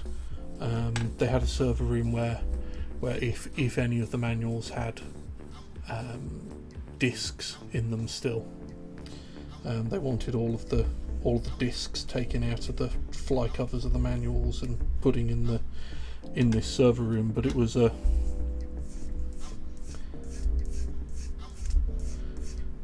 the little training session I had to go through before I was allowed to go into the server room, because this was back in the days when server rooms would still use Halon fire suppression systems. So they, you know, they demonstrated the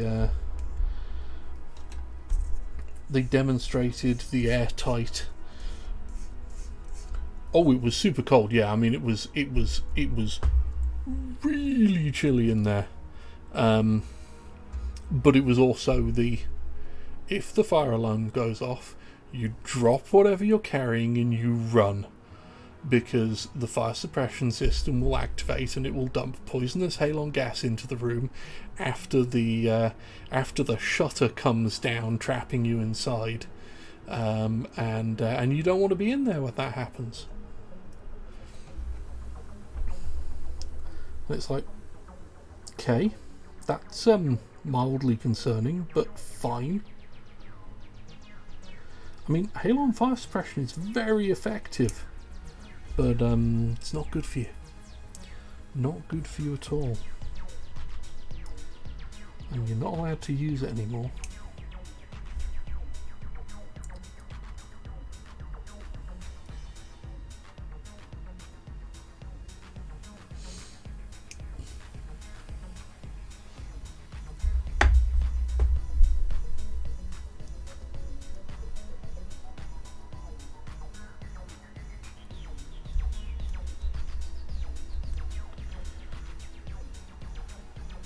But yeah, I think that server room was kept at like, I don't know, 16 degrees, something like that. It was pretty chilly for an office, you know.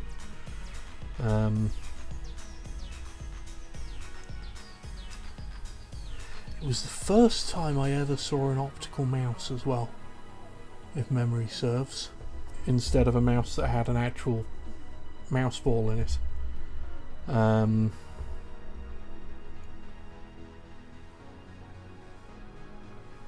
One of their newer machines had an optical mouse, and this was back in the days when optical mice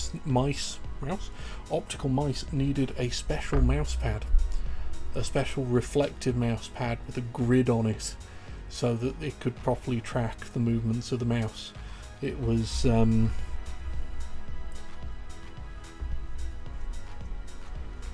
remember being super impressed by it at the time.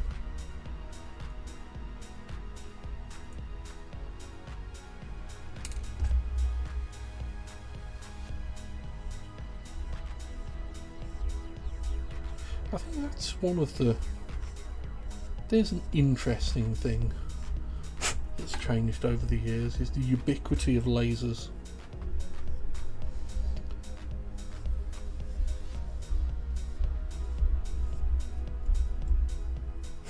I mean, it kind of started with CDs, I guess, and CD players, but you know, the idea that I can just shine a laser on stuff.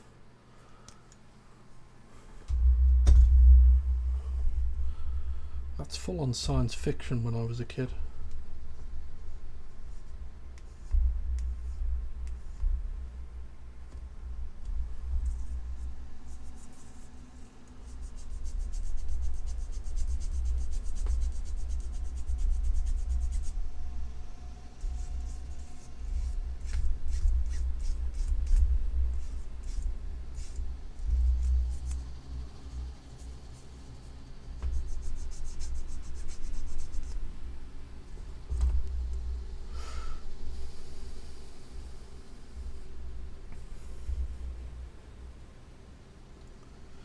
The other interesting thing in that server room was, I mean, obviously it had what was in, you know, sort of the mid-90s considered old computers.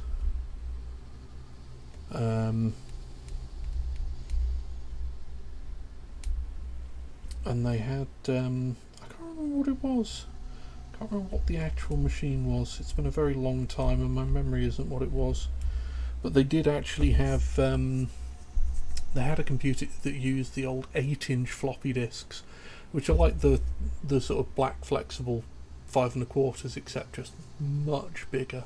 And I'd never seen one of those before. I mean, I'd spent a lot of time using 5 1/4-inch floppy disks, but I'd never seen an 8-inch floppy disk at that point, and I don't think I've ever seen one in the flesh since.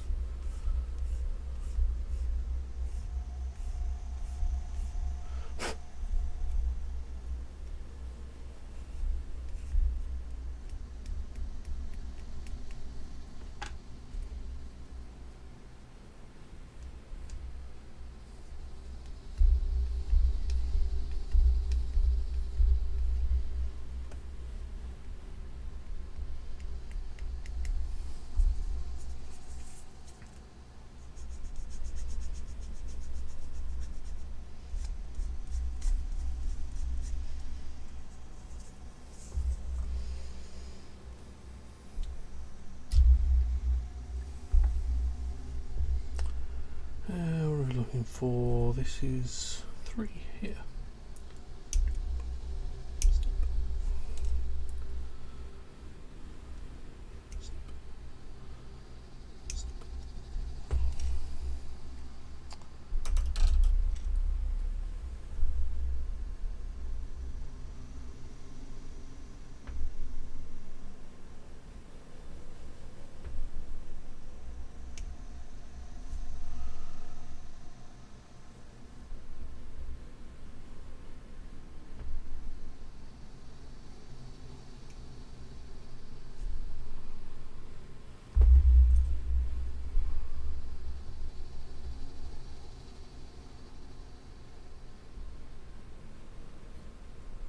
Actually, that was the other thing I remember from that particular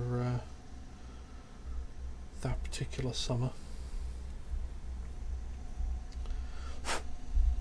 Was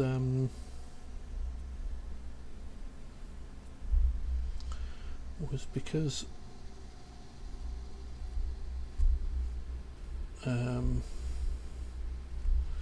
they'd managed to, and again, well, I've already said it was the mid-90s, but this'll date things.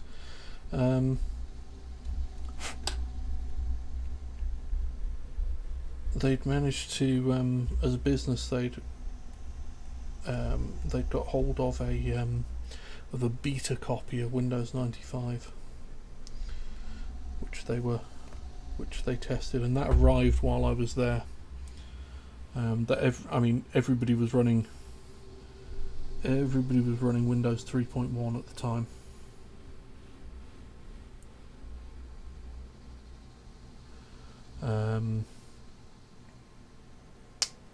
In the business, and they got this, as I say, they got this beta copy of Windows 95 that came on 20-something 3.5-inch floppy disks. I think it was 28 floppy disks.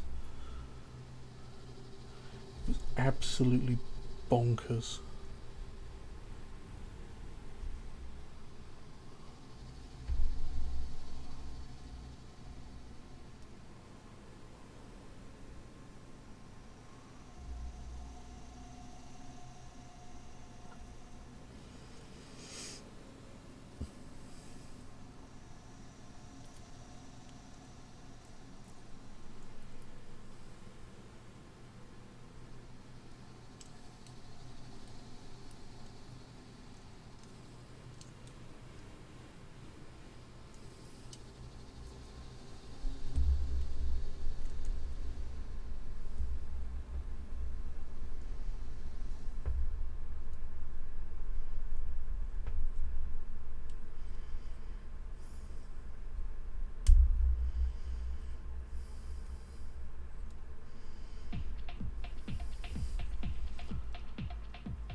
Yeah.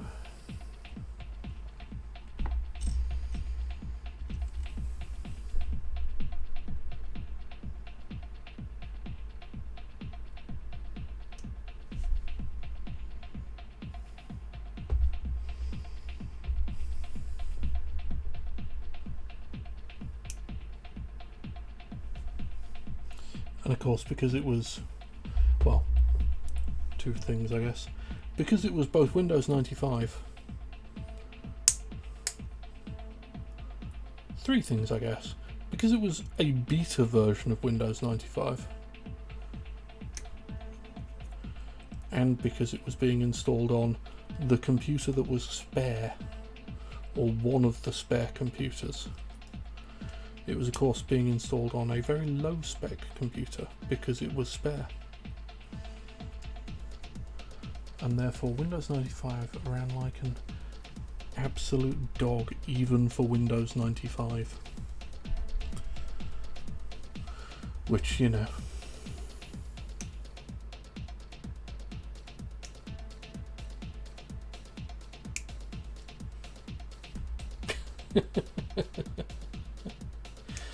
I think we all have rose-tinted glasses about some stuff.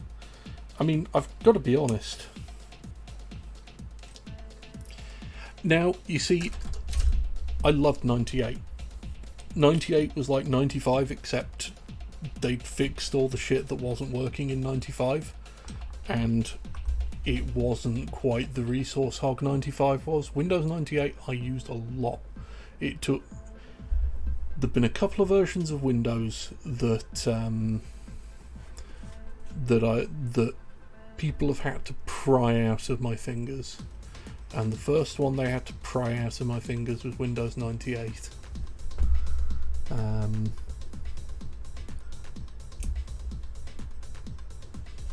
Oh,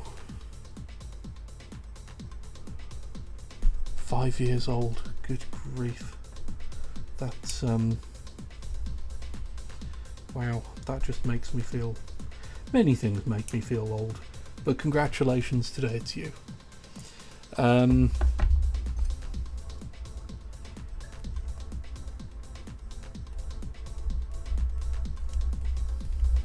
that's unfair. You're far from the only thing that makes me feel old today.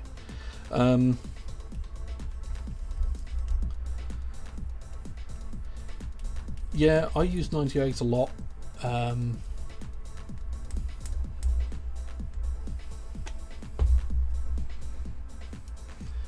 Fortnite makes everybody who feel old. I think I kind of just assumed that it even makes 12-year-olds feel old. I don't know. Maybe I'm mean.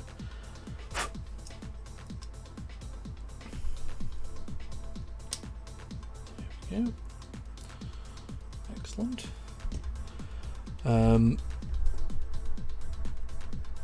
But yeah, I had a lot of time for Windows 98. I lost count of the time I've reinstalled Windows 98 on a computer.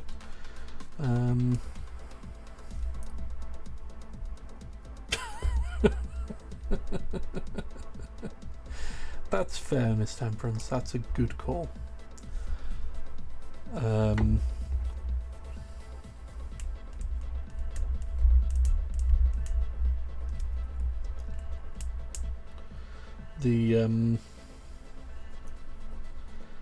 I was eventually prized away from Windows 98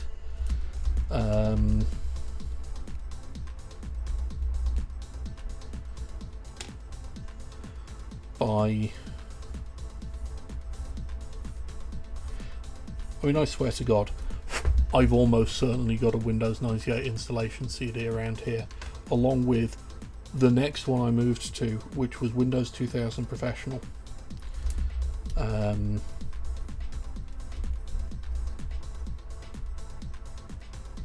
Which I was only then pried away from by Windows XP, but I didn't move to Windows XP until like Service Pack 3, I want to say, Service Pack 2 or 3,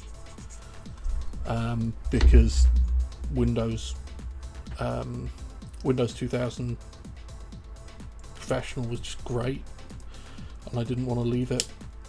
But eventually these things become unsupported, sadly.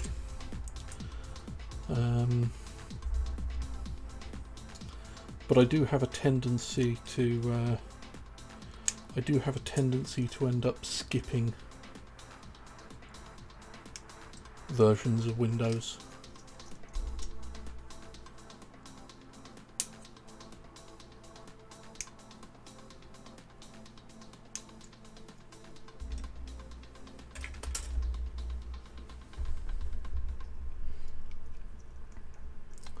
I did have a friend who made the mistake of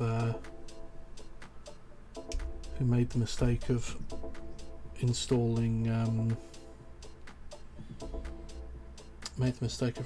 Windows ME instead of Windows 98.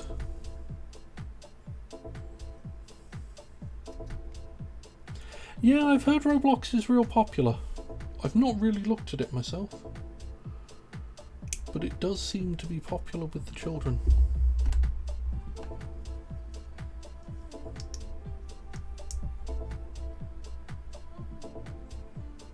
Okay. I am too old to have really encountered Roblox, I'm afraid.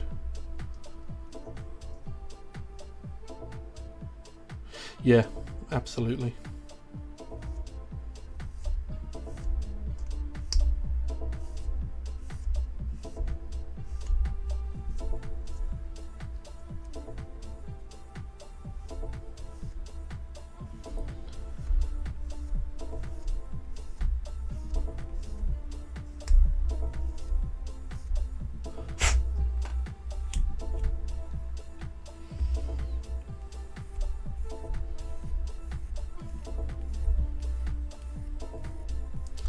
I mean, when I was 10,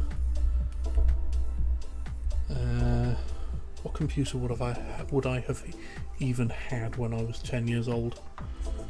When I was 10, I would have still had a BBC Master 128K edition,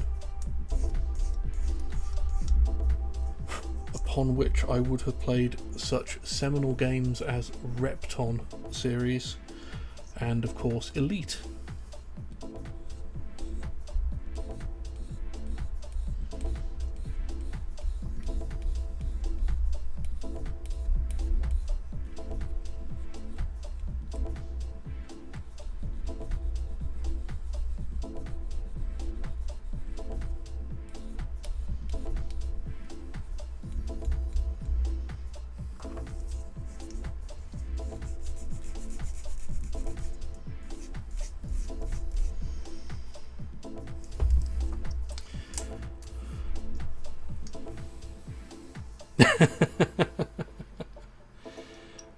Well, if you didn't like it in Elite Dangerous, you actually, no, that's not fair. It's actually a little bit more involved in Elite Dangerous than it was in Elite. In Elite, at least all you had to do was get through the horizontal opening at the right angle. You didn't actually then have to land on a landing pad like you do in Elite Dangerous. I have played Elite Dangerous though. I backed the Kickstarter, in fact, because I mean, Elite was such a big part of my childhood. Playing the BBC version, with its wildly top of the line wireframe 3D graphics.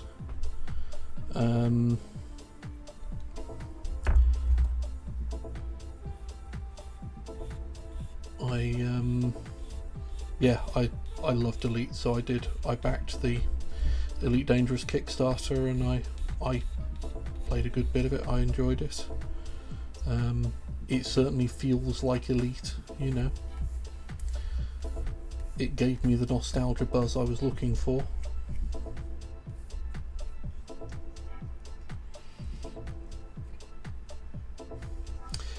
Yeah, I mean, I'm not good at it, don't get me wrong. But yes, quite happy to. I have been meaning to go back to it, and do a proper. I haven't really gone back to it for a proper dig in since I got my VR headset. I did have a bit of a play with it once I got the VR headset, but I got distracted by other specifically VR designed games. I lost myself in Beat Saber for a little while, which is another game I'm incredibly bad at but enjoy a lot.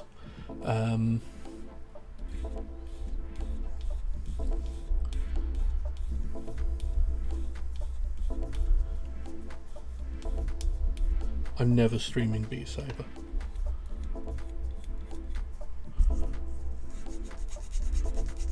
There are some humiliations that are just too much.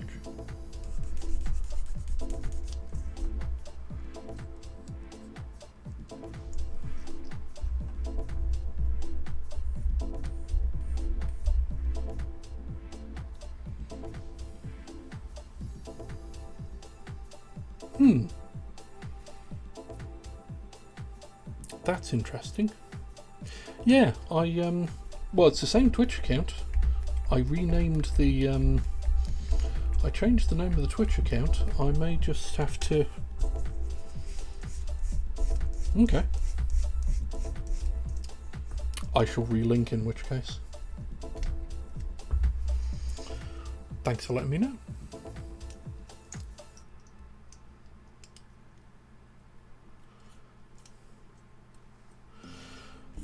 We have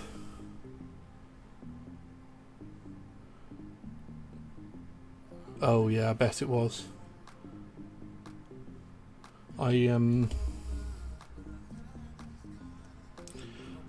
They are indeed, and they are, as ever with the unicorn, they transform into high heels, which is always nice.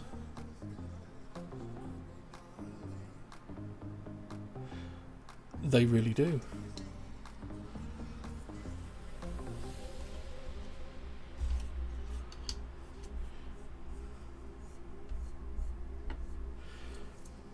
I do love the unicorn. I just love the thought that went into the transformation process for the unicorns is just, yeah.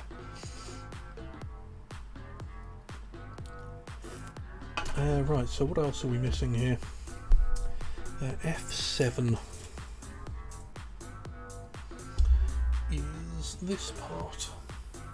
Not quite finished on these on the boots yet.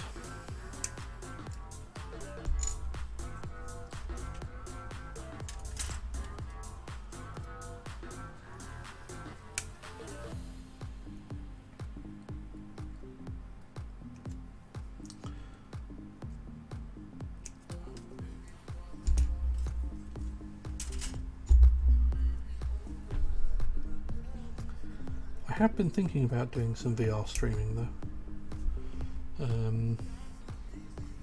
and as I say, whilst I'm never streaming Beat Saber, that is a humiliation I will say for myself. I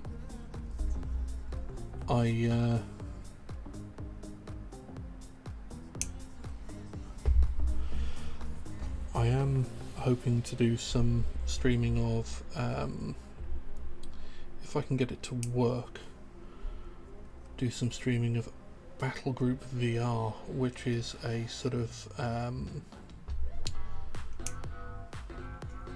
space combat, but sort of capital spaceships, so big slow moving stuff rather than that sort of first person. It's closer to a sort of 3D real-time strategy game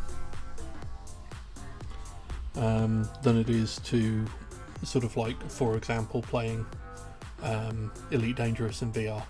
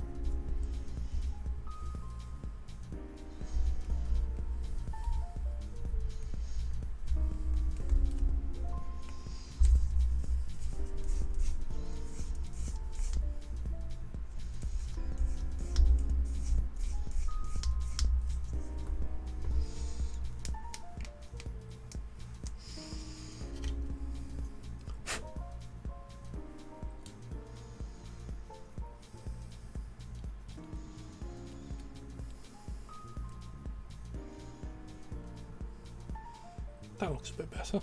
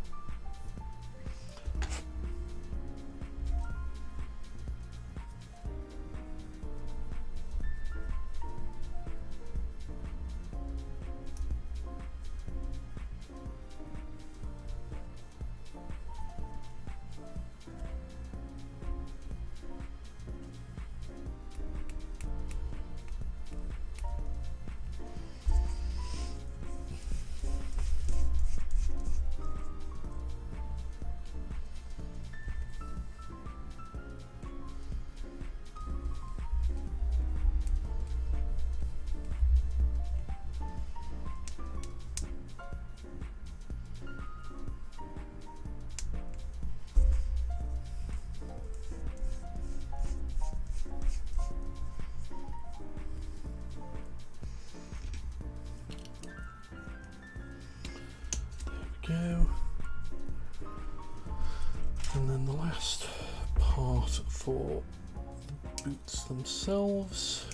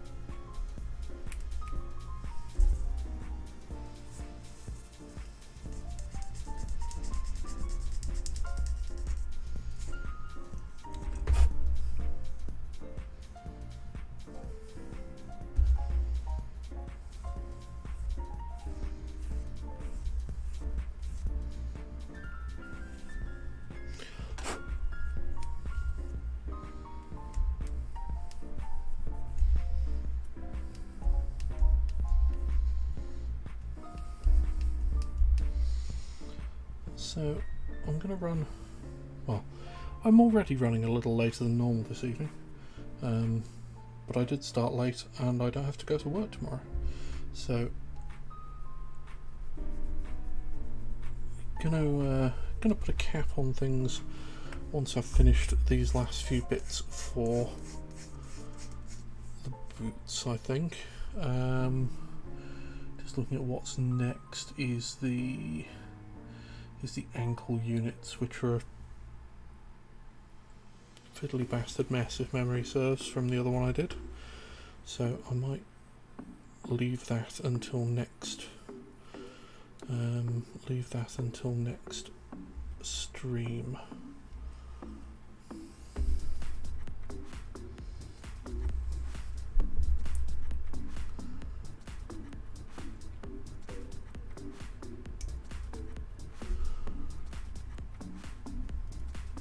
But this has been a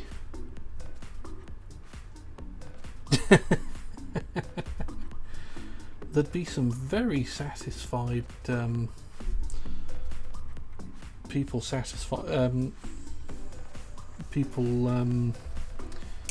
monitoring those machines, making sure the build happens properly.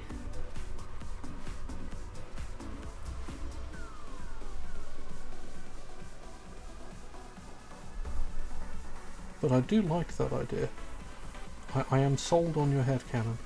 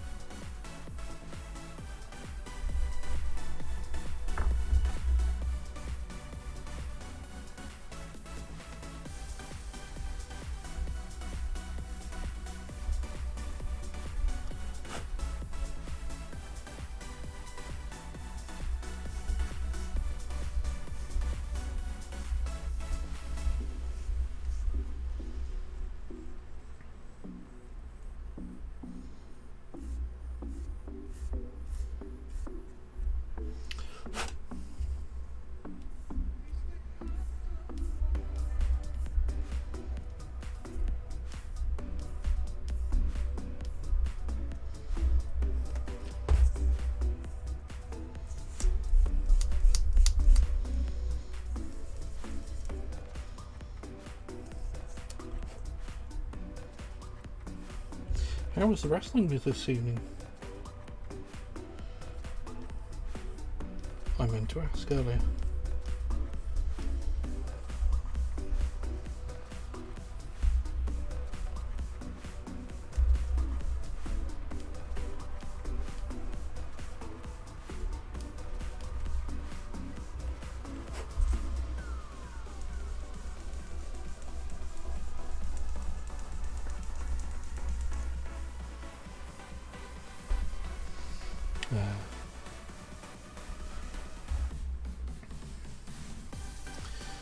Yeah.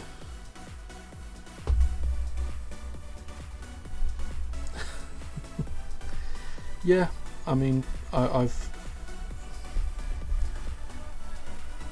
mean, no show is perfect, but they've been pretty much on the ball.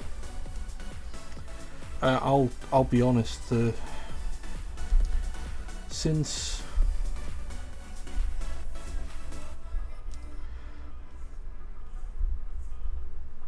last summer, when the speaking out thing sort of kicked off, there was a goodly period where I just didn't want to watch men wrestle, and basically watch nothing but Stardom. We did catch up on New Japan in time for Wrestle Kingdom, and we kept up a little bit, but I haven't even seen much of the New Japan Cup yet. That is definitely on my list to catch up on, but I'm even behind on Stardom at the moment, so this week off is this 10 days of not having to get up in the morning. Certainly part of that is going to be subsumed with some wrestling catch up.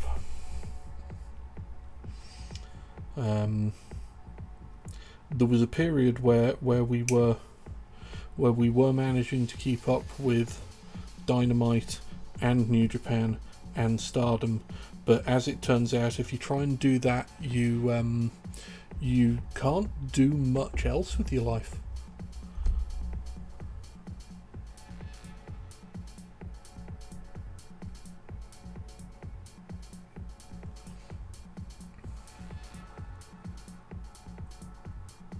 Yeah, I heard really good things about the New Japan Cup. I did pay attention to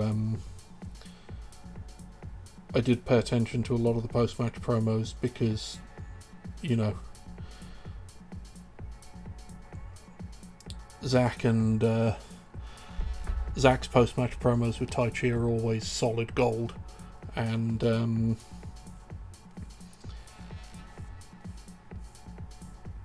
of course Jay is just hilarious.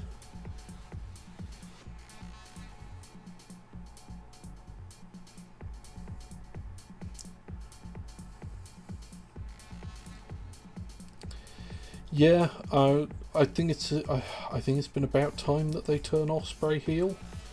I was really pleased when they did that.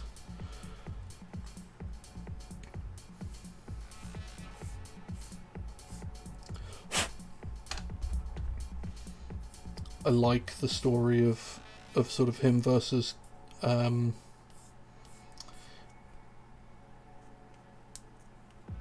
him trying to prove himself better than Okada. I think that's a story that's got legs. And, you know, he's actually really good at being a heel. I mean, everything's a bit sort of...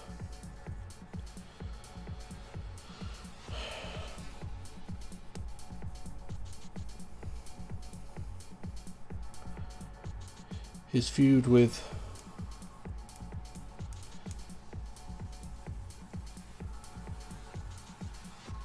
Yeah, I mean, B's in Stardom. It's not...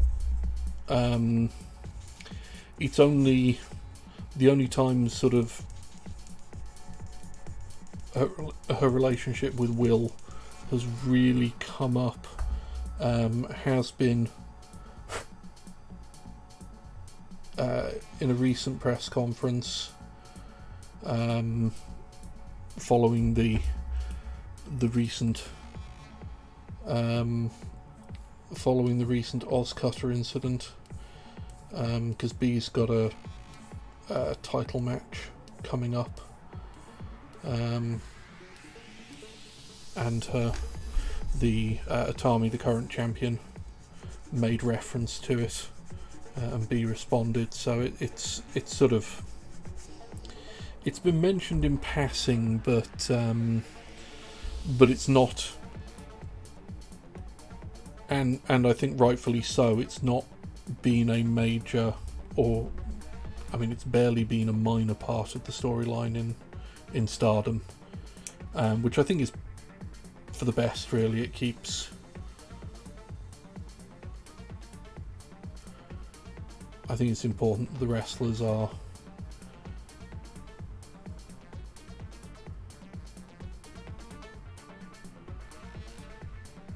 I guess themselves first within the promotion that they're working in, rather than being sort of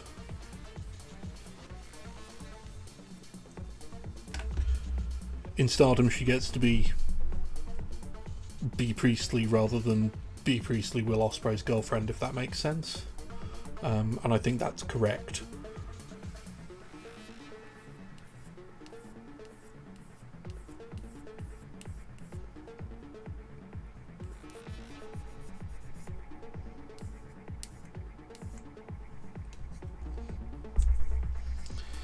Yeah, I mean, my knowledge of Joshi is pretty limited to Stardom, with a little bit of knowledge of TJPW. Part of that is because Stardom's probably, until very recently anyway, Stardom has been probably the most accessible Joshi promotion. Because they do the subtitled pre-match promos. They don't do the post-match promos subtitled, sadly, but they do subtitle the pre-match promos, and they do subtitle any important in-ring promos, which really makes a difference for sort of keeping on the stories. TJPW have apparently recently announced that they are doing, they're having English commentary. Stardom doesn't have any commentary whatsoever, so but TJPW has announced that they're doing English commentary, so that's something to watch out for.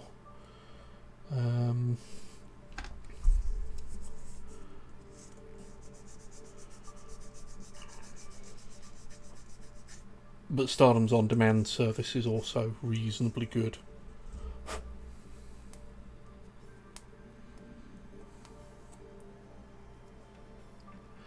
Yeah, I'm not sure how I feel about the new belt.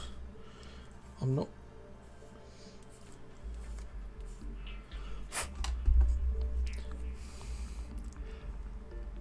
It is very Ibushi. I mean, I can't argue with that, but god damn, but the IWGP World Heavyweight Championship was one of the best looking belts in the business.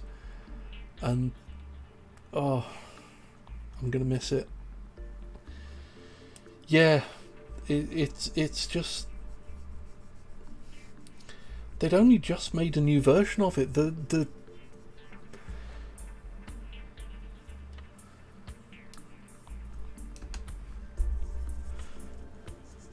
yeah, it was just a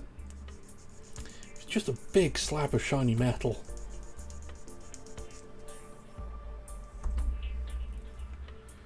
I mean, if you look at the AEW Championship, you can see which belt that AEW were wanting to draw their inspiration from. You know. Right, there we go. That is now a complete foot.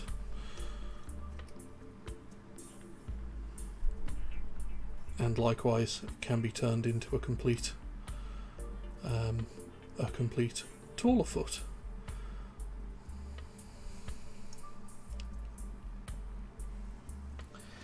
Now, you see, despite my age, despite having been exactly the target demographic in the 90s, you know, I was sort of,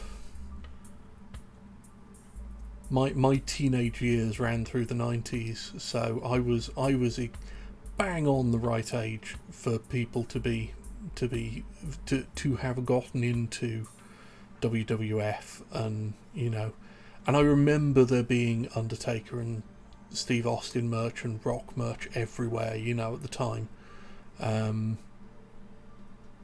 But my parents thought wrestling was too violent, and we didn't have satellite, we only had terrestrial TV, so we couldn't watch it anyway. So I actually only got into wrestling in 2016. My wife had watched it when she was younger. She'd watched it in the 90s. She's far more knowledgeable on that end of things than I am. But yeah, it's weird. I completely missed out on wrestling in the 90s. Just passed me by like a ship in the night. But I very much enjoyed it since I started watching it a few years back.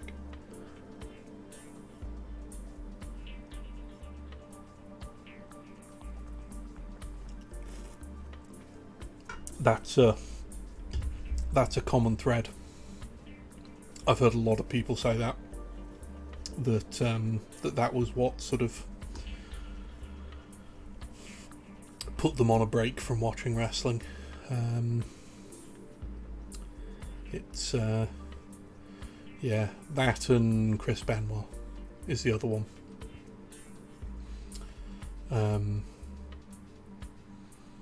Yeah, there were a few tragedies around them.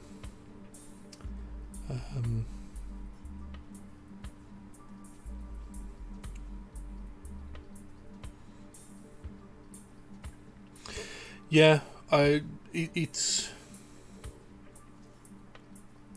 Yeah, I mean, he is. I think the whole situation there is... There's so much to that situation. Layers of awfulness, really. Yeah. But at least the performers are a little bit more protected these days than they used to be. Even if not to the degree that perhaps everybody would like them to be protected. But having met a few wrestlers, they're all absolutely batshit insane. So, you know, what can you do? Yeah. I am looking forward to being able to go and see some more live wrestling though. Hopefully before the end of the year, but we'll see how it goes.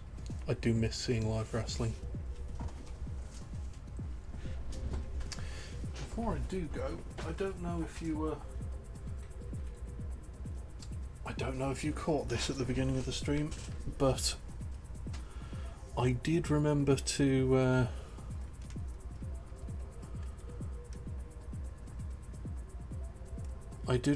put this into Wave Rider mode.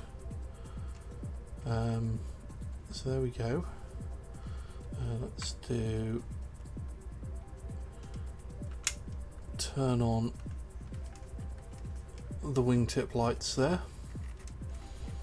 and we've got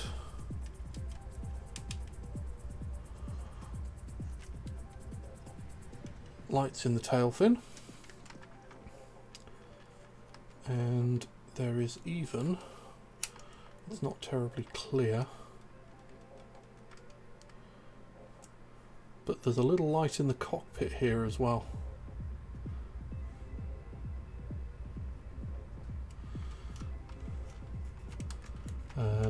Yeah, there's, I mean, that was one of the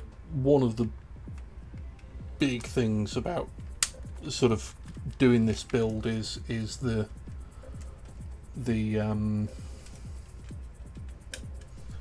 lighting and the wiring in it, because the let's see if I can turn this upside down, because the interesting thing is the wingtip lights are actually powered from batteries in the nose here, and this whole center section is actually the shield when it's in robot mode, and it completely separates from the wings, and there's little connections just here that plug into this centerpiece, and then wiring in the wings that comes out to the wingtips. It's really clever, really very clever the way they've designed it, and there's no soldering or anything. It's all done with the most you need is a screwdriver for all the tiny little screws, and there's only actually one section of actual wires. Most of it is little copper plates shaped to fit into sections of the plastic. But it's it's really well designed. I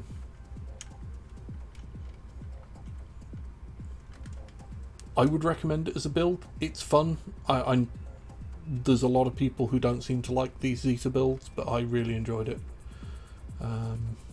Yeah, it's a fun little it's a fun kit, this one.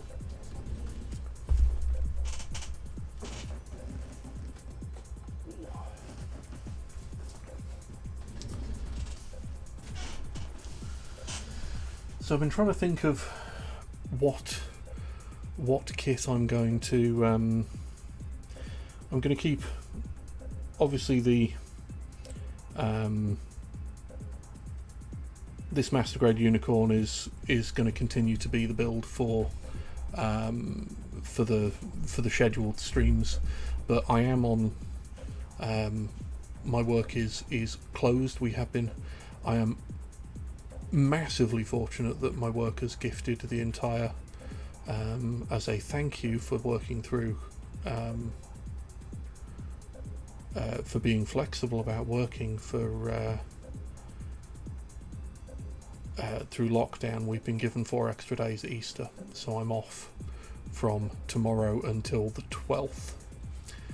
So the plan is to do some extra streaming during that period, and I am going to be building something not 100% on stream, but I am going to be building something during the week that isn't this. Obviously, my scheduled streams will continue this build. That will be a thing of it on its own. But I am going to be doing some building something else. I don't know whether it's going to be one of the perfect grades, or if it's going to be another master grade, but one of those two things. And I'm going to do some game streaming as well. But if you're new to the channel, several people have followed this evening, so I have Twitter. Updates will go on Twitter as to when streams will happen. But I think that at 10:30, despite me not having to get up in the morning, it has already been a long week. Come to a convenient stopping point, having created the transformable boots, and I think this is a good place to call it for the evening. Thank you all for being here. It has indeed been very nice chatting with you, Shitty. I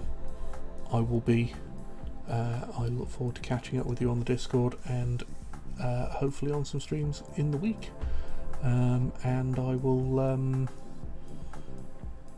will be streaming as normal on Tuesday and Thursday next week, and there will be other stuff in the meantime, and I will put that out on Twitter and in other usual places as and when I've made decisions about when that's going to be. That's going to be a bit ad hoc, I'm afraid, but we'll see how that goes. So, thank you for a lovely evening. I've had a great time as well. It's always a relaxing time doing this, and it's nice to chat with great people. And I will see you all in the future. Have a great bank holiday.